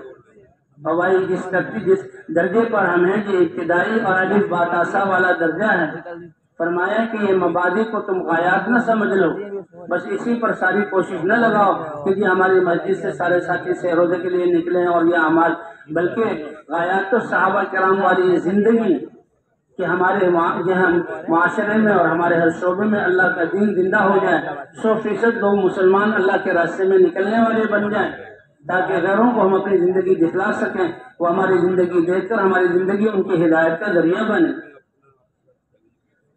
اس لیے بھائی مسجد ہم کہتے ہیں پہلے جو غریب فقراء اور مساکین کی بستی ہے، کناروں والی بستی، ان بستیوں میں سے ہوتے ہوئے پھر جو ہے مسجد کے بیچ میں بھی آنا۔ اب مسجد میں ہم جا رہے ہیں تو مسجد میں قرآنوں کو اطلاع اگر پہلے سے ہو جائے تو وہ ساتھی جماعت کے پہنچتے ہی آ جائیں گے، مشورہ ہوگا، اور اگر اطلاع نہ ہو سکے تو بھی مسجد میں جا کر قرآنوں کو اطلاع کریں۔ مسجد کے سامنے جی ہاں پہلے سے اطلاع ہوگی تو چابی بھی مل جائے گی، مسجد کھلی ہوگی، اسی وقت کام شروع ہو جائے گا، یہ بہتر صورت ہے۔ اور مسجد کے سامنے جو جماعت پہنچے تو مساجد اللہ کا گھر ہیں، ہاں اللہ کا گھر ہے، اللہ کے گھر کی عظمت اور احترام۔ اللہ تعالیٰ نے موسیٰ علیہ السلام کو براہ راست، اے موسیٰ جوتے سمیت کیوں آ رہے ہو؟ اخلع نعلیک، آپ اپنے جوتے اتار دیجئے، انک بالوادی المقدس طویٰ، یہ وادی پاکیزہ کیوں ہے کہ اللہ آپ سے براہ راست مخاطب ہے، آپ کلیم اللہ ہیں۔ تو بھئی مساجد کا احترام کہ نمازی اللہ سے مناجات کرتا ہے، نماز مومن کی معراج ہے، نماز میں کھڑے ہوتے ہی سارے پردے ہٹ جاتے ہیں، اللہ متوجہ ہو جاتا ہے۔ اس لیے مساجد کا احترام ہمارے دلوں میں ہو، مساجد میں داخل ہونے کے آداب۔ علمیت اسلام ہمارا اتنا پیارا مذہب اللہ اور اللہ کے رسول کی طرف سے، کسی انسانوں اور فلسفیوں اور سائنسدانوں کے بنائے ہوئے رسول نہیں کہ جوتا نکالو پہلے بائیں پاؤں سے نکالو اور جوتے پر رکھ دو، دائیں پاؤں سے بعد میں جوتا نکالو اور دائیں پاؤں کو مسجد میں داخل کرو۔ بسم اللہ والصلاۃ والسلام علی رسول اللہ، کیا پیارا مذہب ہے، کیا پیاری تربیت اور تعلیم ہے، بچپن سے لے کر موت تک ایک ایک چیز کے آداب بتائے گئے۔ بسم اللہ والصلاۃ والسلام علی رسول اللہ، اللہم افتح لی ابواب رحمتک، یہ دعا پڑھ کے مسجد میں داخل ہوں۔ اگر مسجد جو ہے وہاں پہلے سے کام ہے، حجرہ بنا ہوا ہے جماعتوں کے لیے، تو ہم اپنا سامان خدمت کا بستر وغیرہ وہاں رکھیں اور مسجد میں جائیں۔ اگر حجرہ نہیں ہے تو پھر خدمت کا سامان اور خاص طور پر یہ مٹی کا تیل اور گیس کے چولہے اور کچا پیاز اور لہسن، اس کو مسجد میں لے کر داخل نہیں ہونا۔ ہم انسان کہ ان چیزوں کی بو سے انسان کا جو ہے مزہ کرکرا ہو جاتا ہے، تو وہ تو فرشتوں کی جگہ ہے، وہ تو نور سے بنے ہوئے، ان کو تکلیف دینا، اس لیے ان چیزوں کو باہر رکھا جائے۔ سب سے پہلے مسجد میں جاتے ہی اگر وہاں کوئی صفائی کی ضرورت ہے، پانی بھرنے کی ضرورت، بھر کر پہلے وضو کر کے 2 رکعت نماز نفل پڑھیں۔ اللہ کے رسول صلی اللہ علیہ وسلم جب گھر سے جاتے تھے تو گھر والوں کے لیے بہترین تحفہ کہ 2 رکعت نفل گھر میں پڑھ کر پھر آدمی سفر شروع کرے۔ اور جب حضور صلی اللہ علیہ وسلم سفر سے واپس آتے تو سب سے پہلے مسجد میں جاتے 2 رکعت نماز پڑھتے تھے، اور ثم یصلی بفاطمہ، پھر دوسرا کام اپنی بیٹی فاطمہ کے گھر جاتے تھے، وہ اتنی چہی تھی۔ تو 2 رکعت سارے ساتھی پڑھے اور اللہ سے مانگے، اے اللہ ہمارے دل بھی اور ان بستی والوں کے دل بھی تیرے ہاتھ میں ہیں، ہمیں بھی اس کام کے لیے قبول فرما، تربیت فرما۔ اے اللہ ایک ایک بستی والے کو دین کی محنت کرنے والا بنا، اللہ سے مانگ کر کہ یہ کام ہی دعوت اور دعا والا ہے، دن بھر لوگوں پر محنت کرنی ہے، ان کی محنت، اور راتوں کو دعا کرنی ہے۔ اور 2 ساتھی خدمت میں ہیں، وہ تو خدمت میں، باقی ساتھی اعمال۔ تو سب سے پہلے مشورہ ہے، نفل پڑھ کے پرانے ساتھی آئے ہوئے ہیں تو مشورہ، اگر وقت ایسا ہے کہ ساتھی جمع نہ ہو سکے تو ایک نماز کا عمل طے کر کے مشورہ پھر بعد میں کیا جائے۔ ایک ہے اعمال کی طرف سے مشورہ، صرف یہ نہیں کہ کون کیا عمل کرے گا، مشورہ تو یہ ہے کہ ہمارے 24 گھنٹے کن اعمال میں گزریں کہ ساتھیوں کی تربیت بھی ہو جائے اور بستی والوں کو بھی پیغام پہنچ جائے اور پوری دنیا میں جہاں دین کے زندہ ہونے کی شکلیں اس مسجد سے کیسے بن جائے۔ اللہ نے یہ محنت بھی دی اور اس محنت کی حفاظت اور تربیت کے لیے اللہ نے مشورہ بھی دیا۔ قرآن کا حکم ہے وَشَاوِرْهُمْ فِي الْأَمْرِ، اللہ کے رسول جو معلم ہیں اور سب سے اعلیٰ ہیں، جن پر وحی اترتی ہے، لیکن صحابہ کی تسلی اور تربیت کے لیے آپ ان سے مشورہ کیجئے۔ وَشَاوِرْهُمْ فِي الْأَمْرِ، کہ ان سے مشورہ کیجئے۔ اور صحابہ کی اس صفت کو وَأَمْرُهُمْ شُورَىٰ بَيْنَهُمْ، کہ ان کا معاملہ آپس میں مشورے سے طے ہوتا ہے۔ دو فرضوں کے درمیان اللہ نے اس مشورے کی اہمیت کو قرآن میں بیان کیا۔ بے مشورے میں ہماری تربیت ہے، سارے ساتھی بیٹھیں، بستی والوں کو لے لیں، اللہ کی طرف متوجہ ہوں اور کام کے تقاضوں کو سامنے رکھ کر کہ اللہ یہ اس مشورے کے ساتھیوں کی تربیت ہو جائے اور ان کی فکر اس دین کے لیے استعمال ہو جائے اور اس مشورے کے ذریعے ہم اجتماعی زندگی کے ساتھ بن جائیں اور سارے ساتھیوں کو اعمال کا موقع مل جائے۔ تو اگر وقت ہے تو سارے ساتھیوں سے رائے لی جائے، مشورے کے آداب کہ ساتھیوں کی رائےوں کو غور سے سنا جائے، کسی ساتھی کی رائے کو کاٹا نہ جائے، نہ کسی ساتھی کی رائے کی تحقیق کی جائے۔ اور یہ مشورہ کوئی وہ انتخابات نہیں ہے کہ کثرت رائے پر فیصلہ ہو، وہ تو اللہ کی طرف متوجہ ہو کر سارے ساتھیوں سے رائے لی جائے۔ کبھی فیصلہ کثرت رائے پر ہو جائے گا، کبھی فیصلہ قوت رائے پر ہوگا، اور کبھی امیر صاحب اگر اللہ ان کے دل میں ڈالیں تو کوئی فیصلہ فرما کر ساتھیوں کو بتا دیں۔ اور بھئی یہ رائے دینا ہمارا حق نہیں ہے، یہ رائے دینا کام کا حق ہے۔ اس لیے کام کا حق ہے تو ہر ساتھی سوچے اور اپنے ذہن پر زور ڈالے، یہ نہ کہے کہ جیسے ساتھی نے کہا میری بھی یہ رائے نہیں، اپنی زبان سے بول دے۔ اللہ دیکھ رہے ہیں کہ میرے بندے نے اپنے ذہن پر کتنا بول ڈالا اور کیسے اپنے آپ کو سوچ میں لگایا۔ پہلے اللہ کے انسان اپنی فکر کو دے گا، اللہ راہیں کھولیں گے اور پھر اللہ تربیت فرمائیں گے۔ اب مشورے کے بعد پھر ساری جماعت جہاں پھیل جائے، کہتے ہیں بستیوں میں داخل ہو، جہاں گھروں میں داخل ہو گھروں کے دروازے سے، یہ آداب ہیں، تو بستیوں میں داخل ہو ان کے دروازے سے۔ اب یہ دو ساتھی تو خدمت میں ہیں اور دو ساتھی جہاں مسجد میں ٹھہر جائیں، آنے والوں کو سنبھالیں اور ان کو جہاں محنت پر آمادہ کریں۔ باقی ساری جماعت 8 یا 10 ساتھی دو دو کی جہاں جوڑیاں بن کر پوری بستی میں پھر جائیں۔ ان بستی والوں کا حق ہے، اگر ان بستی والے کہیں دور کام میں جب جاتے ہیں تو وہاں جا کر ان کو دعوت دی جائے، اگر وہ راتوں کو واپس آتے ہیں تو راتوں کو جہاں ترتیب بنائی جائے کہ ان کو دعوت دی، ہر ایک تک آواز پہنچ جائے۔ ایک گھر میں 5 افراد ہیں بالغ تو ایک دفعہ جانا کافی نہیں ہے، اگر 5 سے ملاقات ایک ہی دفعہ میں ہو جائے تو فبیہا، ورنہ ایک ایک سے ملاقات کرنی ہے۔ وہ گھروں میں داخل ہو دروازوں کے ساتھ، بستیوں میں داخل ہو ان کے دروازوں سے۔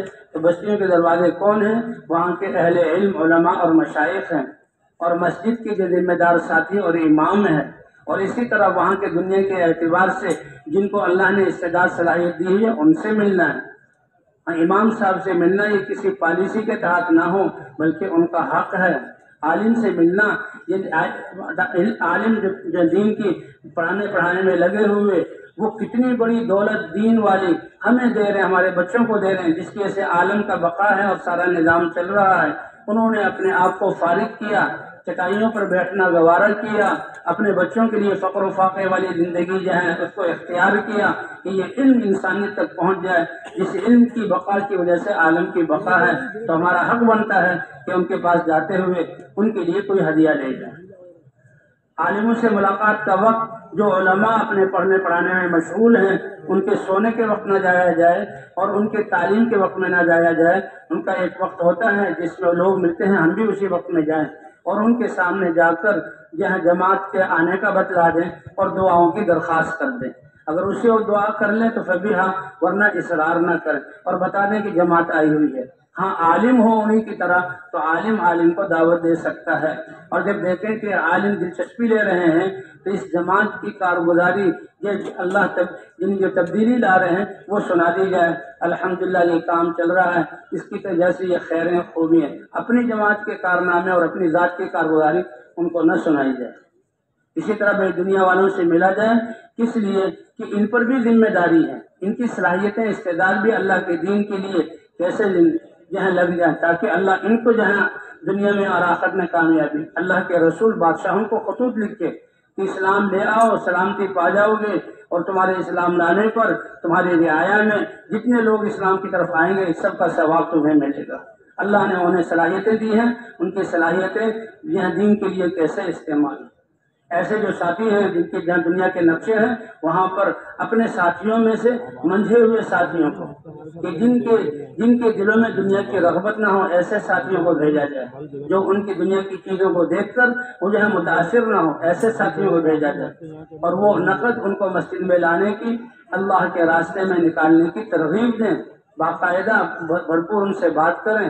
اگر وہ اپنے معذرت کو کریں مشغولی کی وجہ سے تو ان کے بچوں، بھانجوں، بھتیجوں میں سے نوجوانوں کو اللہ کے راستے، ان کو اللہ کے راستے میں نکال دیں، انشاءاللہ وہ کسی نہ کسی کو کے بارے میں کہہ دیں گے، ورنہ کم از کم ان کے ہاں جو کام کرنے والے ڈرائیور ہے، پہرے دار ہے، ان کا باورچی ہے، اور جو جانوروں کی خدمت کرنے والا، کہ ان کو اللہ کے راستے میں نکلنا اور ان کو مسجد میں آنے کی دعوت دی جائے۔ پرانے ساتھی جو کام والے ہیں وہ تو شروع ہی میں آ جائیں گے، کچھ لوگوں کو ہمیں جا کر بتانا ہوگا، اور بھائی کچھ ساتھی ایسے بھی ہوں گے پرانے جو کسی دنیا کی مصروفیت کی وجہ سے آج کل وہ اتنے نقل و حرکت میں نہیں ہے، تو ان کے بارے میں نہ مقامی ساتھیوں سے کوئی ایسی بات سنیں، نہ اپنی زبان پر کل ایسا بات آئے کہ کیوں انہوں نے کام کو چھوڑ دیا، بلکہ ان کے احسان مند ہوں کہ ان لوگوں نے اس وقت نقل و حرکت کی جب اس کا ماحول نہیں تھا، اور ان کی وجہ سے اللہ نے ہمیں یہ پاکیزہ ماحول عطا فرمایا۔ ان کو جا کر کارگزاریاں سنائیں، اور اگر جماعت تیار ہو جائے ان کو بلا کر ان کے ہاتھوں جماعتوں کو روانہ کریں، انشاءاللہ جماعتوں کو نکلتا ہوا دیکھ کر ان کے بھی جذبات جو ہیں تازہ ہو جائیں گے اور وہ کام کے ساتھ جڑ جائیں گے۔ 2.5-3 گھنٹے ہم نے یہاں ملاقاتیں کرنی ہیں، پھر 6 گھنٹے آرام کے لیے ہیں، 2 گھنٹے اپنی ضرورت کے لیے ہیں، باقی 16 گھنٹے یا دعوت میں لگے، یا سیکھنے سکھانے تعلیم کے حلقوں میں لگے، اور یا جہاں ذکر و عبادت اور خدمت میں لگے۔ اس طرح ہم نے تقسیم کرنا ہے۔ اب خوب گشت کر کے جب تھک جائیں پھر اب تعلیم میں بیٹھیں کہ اس تھکنے پر اس کی کیا قیمت ہے، اللہ کیا ہمیں عطا فرمائے گا۔ تعلیم کے حلقوں میں بیٹھ کر جب فضائل سنیں گے تو ہماری ساری تھکاوٹ دور ہو جائے گی۔ اللہ اکبر، اس پھرنے پر اللہ کیا عطا فرمائیں گے، ایک صبح اور ایک شام کی قیمت کیا ہے۔ یہ تعلیم بھی ایک ہی وقت میں سارے ساتھی جو ہیں اس میں جمع ہوں، تقسیم نہ کیا جائے کہ کچھ ساتھی جو ہیں ابھی گشت کر لیں، کچھ تعلیم میں۔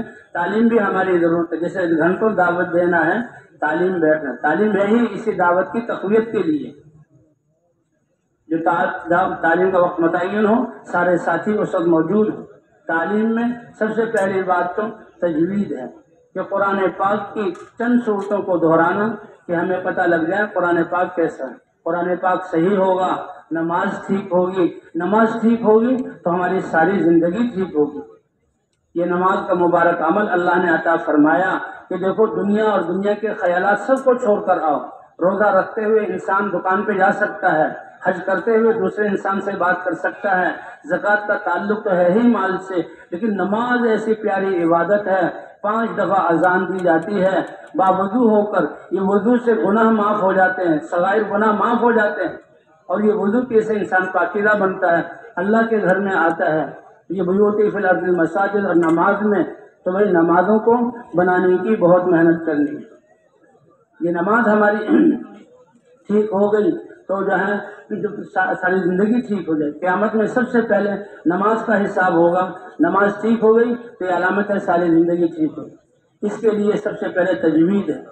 اگر ساتھیوں کا اندازہ نہ ہو تو پہلے دن سارے ساتھی اکٹھے بیٹھ کر تجوید کریں، چند صورتوں کو دہرانا ہے، پتہ لگ جائے گا کہ کتنے ساتھی اچھا پڑھنے والے ہیں، کتنے ساتھیوں کی جو ہے تجوید میں کمزوری ہے۔ پھر روزانہ اتنے حلقے بنائے جائیں اور ان چند صورتوں کو دہرا لیا جائے۔ پھر انفرادی اوقات میں جن کو اللہ نے قرآن پاک پڑھنے کی نعمت دی ہے ان کے دل میں ولولہ ہو کہ اپنے نکلنے والے ساتھیوں کی تجوید اور قرأت کیسے ٹھیک ہو جائے، اور جن کی کمزوری ہے وہ اللہ کا شکر ادا کریں کہ اللہ کے راستے میں نکل کر ہمیں اپنی تجوید ذہن ٹھیک کرنے کا موقع ملا۔ اور اس کے بعد تعلیم ہے، تمام ساتھیوں سے تمام اعمال کروائے جائیں۔ تعلیم سارے سے اکٹھے ہو کر اس کا مقصد کیا ہے کہ فضائل کو سن کر اعمال کا شوق پیدا ہو جائے، اللہ اور اللہ کے کلام میں نور ہے، وہ نور ہمارے دلوں میں آ جائے، اس نور سے پھر جیسے دنیا کی روشنی سے دنیا کی چیزیں اور اس کے فائدے اور نقصان نظر آتے ہیں، تو اعمال کی نور سے دل میں روشنی پیدا ہوتی ہے، اور وہ نور دکھلاتا ہے کہ کامیابی اللہ کی رضا اور اللہ کے دین اور اللہ کے اعمال میں۔ یہ اللہ کے وعدوں کو سن کر اللہ کے احکام کو پورا کرنے کا شوق ہو، اور وعیدوں کو سن کر اللہ کی نافرمانی کا ڈر اور اس سے بچنے کی استعداد ہو۔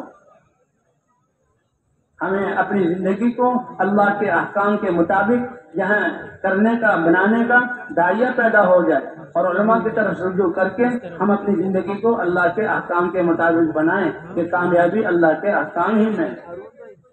اور بھائی یہ تعلیم کے حلقے لگتے ہیں تو اس میں فرشتے اترتے ہیں، اور آخر میں اعلان کیا جاتا ہے کہ تم اس حال میں کھڑے ہو جاؤ کہ تم سب کی مغفرت کر دی گئی۔ فرشتہ عرض کرتا ہے کہ ایک آدمی ایسا تھا جو اپنے ذاتی کام کے لیے آیا تھا، فما ہم قوم لا یشقی بہم جلیسہم، یہ ایسی قوم ہے کہ آج ان کے ساتھ پاس بیٹھنے والا بھی اللہ کی رحمت سے محروم نہیں ہوگا۔ پھر اس کے بعد تعلیم کرانے والا تعلیم کرائے، آخر میں 6 نمبروں کا مذاکرہ ہو، ہر ساتھی 6 نمبر کو دہرائے کھڑے ہو کر، تاکہ 6 نمبر بیان کرنے بھی آئیں، 6 نمبر یہ صفات ہمارے اندر آ جائیں، ہمارا ہر عمل ان صفات کے مطابق بن جائے، اور اس کی ہم دعوت دینے والے بھی بن جائیں، اور اس کے لیے دعا بھی کریں، اے اللہ ایمان کی اور خوش و خضوع والی نمازوں کی اور اخلاق کی اور اخلاص کی ہمیں توفیق عطا فرما، دعوت کے لیے ہمیں قبول فرما۔ 6 نمبروں کا مذاکرہ۔ تعلیم کے دوران کوئی خصوصی گشتیں نہیں ہیں، ہاں ایک تعلیمی گشت ہے کہ 2 ساتھی بازار میں اور دنیا کے ماحول میں جو لوگ ہیں ان کو وہاں سے نکال کر مسجد میں لایا جائے، اور جب وہ مسجد میں آ جائیں تو تعلیم کرنے والا جیسے حدیث پڑھ رہا ہے، فضائل کو سنا رہا ہے، تو تھوڑے سے وقفے کے بعد پھر ان کو دیکھو بھائی اللہ نے کیسے وعدے کیے ہیں اور ہماری کامیابی کیسے اللہ کے دین اور اعمال میں ہے، یہ اعمال ہمارے اندر کیسے آئیں گے، اس کے لیے محنت کی ضرورت ہے، اور وہ محنت ہے نبیوں والی، اور یہ حضور صلی اللہ علیہ وسلم کے ختم نبوت کی وجہ سے وہ محنت ہمارے ذمے ہوئی ہے، اس وقت بھی ان کو نکلنے پر آمادہ کرنا۔ اگر تعلیم والا ساتھی، جیسے شروع میں کہا گیا کہ تعلیم والا ساتھی ایسا ہو جو ہر فضیلت کی حدیث کے بعد کچھ کلمات ایسے کہہ دے جس پہ عمل کرنے اور اس دعوت دینے کی طرف ترغیب ہو، تو ان کو آمادہ کیا جائے۔ اب اگر ظہر کے بعد بھی اگر موقع تو تھوڑی دیر تعلیم کر کے اور اس کے بعد پھر یا گشتیں کی جائیں یا آپس میں وہ مذاکرہ وغیرہ کیا جائے، جتنے بھی ہمارے، تو اس طرح وہ تعلیم کرنی ہے۔ اور نمازوں کا بھی اہتمام کرنا ہے، 5 نمازیں وہ تکبیر اولیٰ کے ساتھ ہماری ہوں، کہ جس آدمی نے 40 دن تکبیر اولیٰ کے ساتھ نماز پڑھی تو اس کے لیے 2 خوشخبریاں ہیں۔ تو 40 دن تکبیر اولیٰ کے ساتھ نماز پڑھنے کا کیا مطلب کہ جس نے 40 دن تکبیر اولیٰ کے ساتھ نماز پڑھ لی، پھر اب اس سے کوئی خوف نہیں کہ اس کی تکبیر اولیٰ فوت ہو جائے گی، اور جو تکبیر اولیٰ کے ساتھ نماز پڑھنے والے ہیں تو ان کی زندگی بن جائے گی۔ اس کے بعد ظہر کے بعد تعارفی بات بھی ہو، تعلیم بھی ہو جائے، وقت زیادہ ہو تو مذاکرہ ہو، جو ہمارے اجتماعی اعمال ہیں تو جیسے گشت ہے، تعلیم ہے، اس کے مذاکرے تو اجتماعی طور پر ہو جائیں، اور جو معاشرت والے آداب ہیں، سونے کے آداب، کھانے پینے کے آداب، مسجد میں داخل ہونے کے آداب، 2 ساتھی اس کا مذاکرہ کریں، اور کبھی کبھی اجتماعی مذاکرہ بھی ہوتا رہے۔ اور اس کے ساتھ ساتھ سارے دن ہم نے وہ گشت میں 2 ساتھی جو خدمت والے ہیں، وہ ساتھی دکاندار سے سودا لیں تو پہلے سودا لے کر اس کے پیسے ادا کر کے پھر اس کو دعوت دیں، اس سے پہلے یہ نہ کہہ کہ ہم جماعت میں آئے ہوئے۔ اور یہ ساتھی 2 خدمت والے ساتھی، یہ جب تھکے ہوئے ساتھی ہوں تو اس وقت اپنے آپ کو خدمت کے لیے پیش کرنا، یہ بڑے اجر کا۔ امیر صاحب ہم 2 خدمت کریں گے، آپ حضرات اپنے اعمال میں لگیں، خدمت والے سارے جماعت کے اعمال کا ثواب لے لیتے ہیں۔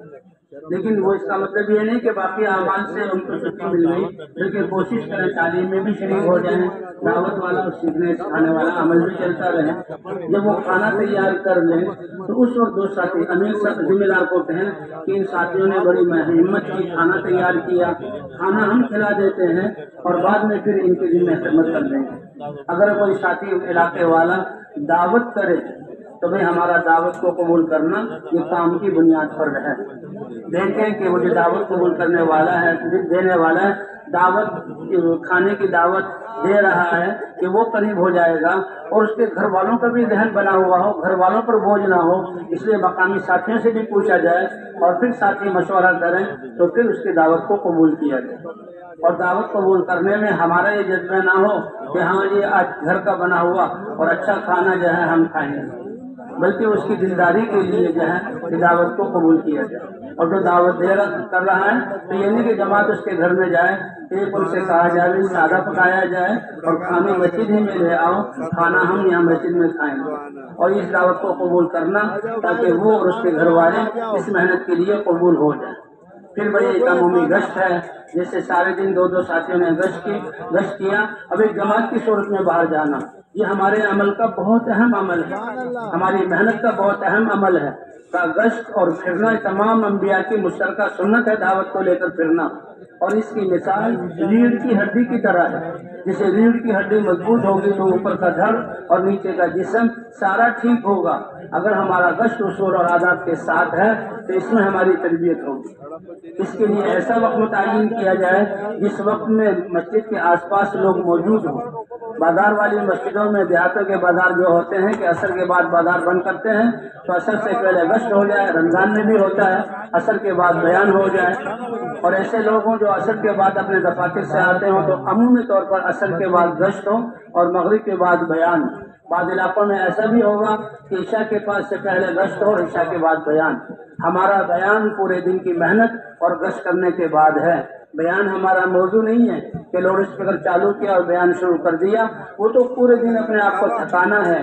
جتنا زیادہ جماعت تھکانے والی ہوگی اور لوگوں سے اختلاط کرے گی تو اتنی ہی زیادہ وصولی ہوگی۔ اے علی تجھے اللہ تعالیٰ ایک آدمی کی ہدایت کا ذریعہ بنا لے تو ایک روایت کے مطابق جن جن چیزوں پر سورج کی روشنی پڑتی ہے وہ تمہیں ایک طرف مل جائے اور ایک طرف تمہیں تمہارے ذریعے سے ایک انسان کو ہدایت کا مل جانا ان تمام خزانوں سے بہتر ہے۔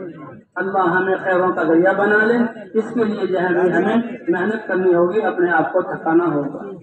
عمومی اثر کے بعد پہلے اس کے لیے ترغیب دی جائے، ایک ساتھی ترغیب دے، اس میں دین کی اہمیت، نبیوں کی محنت اور مختصر طور پر جو ہے نبیوں نے کیسے محنت کی اس کو فضائل سنا کر ان کو گشت کے لیے آمادہ کیا جائے، اور جو گشت کے لیے آمادہ ہو جائیں اب ان کو گشت کے آداب بیان کیے جائیں۔ یہ گشت کن آداب کے ساتھ ہوگا؟ گشت کی جماعت کی صورت میں ہے، 5-6 ساتھی جماعت کے ہوں گے، 2-3 ساتھی سنجیدہ محلے والے ہوں گے، اور یہاں گشت کے دوران ایک ساتھی بیٹھ کر بات کرے کہ آنے والوں کو سنبھالے، اور یہ بیٹھ کر بات کرنے والا لمبے قصے شروع نہ کرے کہ بیچ میں آخر میں آئے ان کو ابتدا کا پتہ نہ لگا، بلکہ ہم جیسے قرآن پاک میں قرآن کوئی تاریخ اور قصوں کی کتاب نہیں ہے، قرآن تو نصیحت کی کتاب ہے، وہ انبیاء کے واقعات جس کا تعلق دعوت سے ہے، اس لیے اس میں دین کی اہمیت اور دین کی محنت اور دین کے فضائل ایسے بیان کیے جائیں کہ سننے والے بھر جائیں کہ ان کا بیان ختم ہو تو ہم اپنے آپ کو پیش کریں۔ ایک ساتھی 2 ساتھی ذکر میں وہ خوب اللہ کی طرف متوجہ ہو، 1-2 ساتھی استقبال میں کہ آنے والوں کو سنبھالنا اور اعمال میں بٹھانا، اور یہ جماعت کی صورت میں جائیں گے۔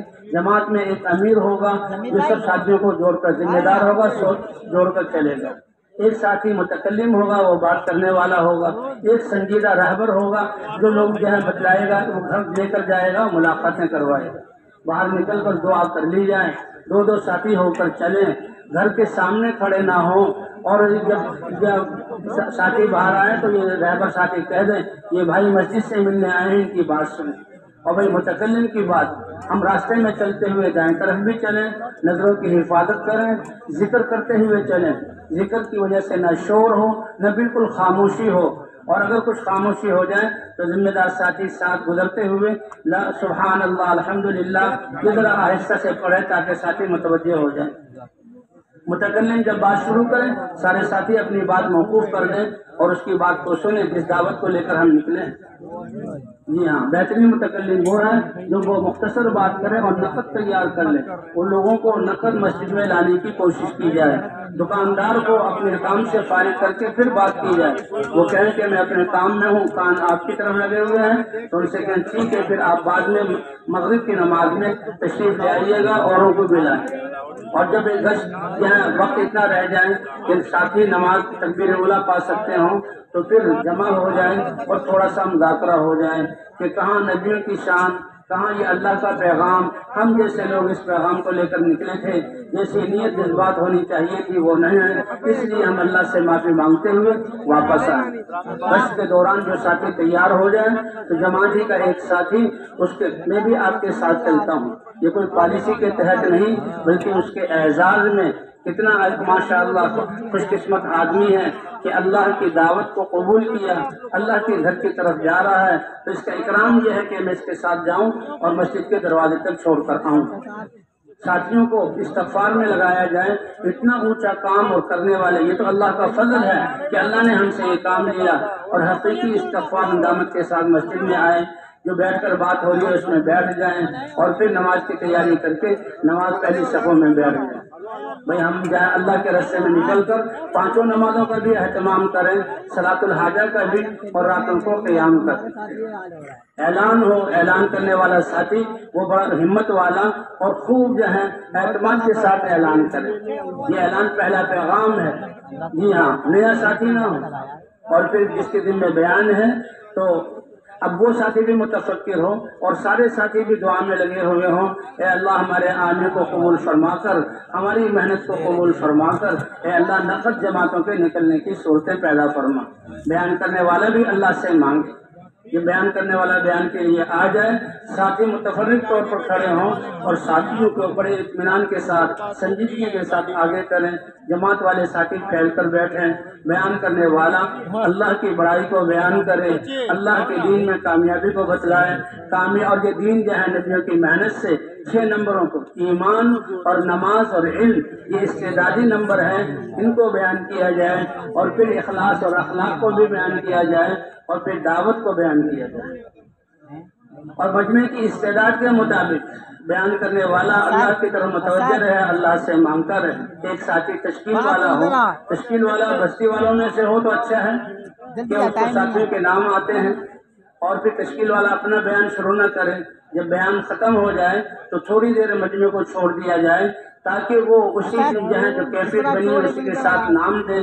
اگر مجمع میں جمود نظر آئے تو پھر ساتھی ایک دوسرے کو جو ہے ترغیب دیں، وہ ترغیب دیں اور ان کو آمادہ کیا جائے، اور تشکیل جو ہے جم کر ہو، 4 مہینے کی ہو اور چلے کی ہو، اللہ کے راستے میں نکالنا۔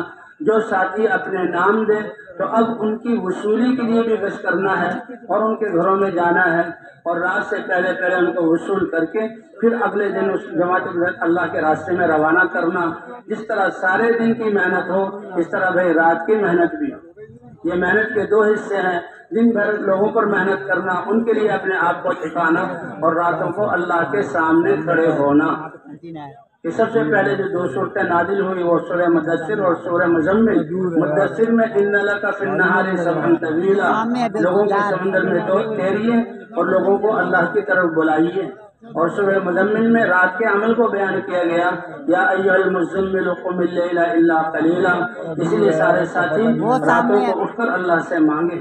جیسے عشاء سے پہلے ہم سوئے نہیں، کیونکہ عشاء کی نماز جو ہم آپ کو مستحب نہ نکل جائے، عشاء کے بعد ہم بات نہ کریں، ہاں اگر سو رہا ہو تو ٹھیک ہے، ورنہ صحابہ کے قصے ایک دوسرے کو سناتے ہوئے سو جائیں تاکہ راتوں کو اٹھ کر اللہ سے مانگے۔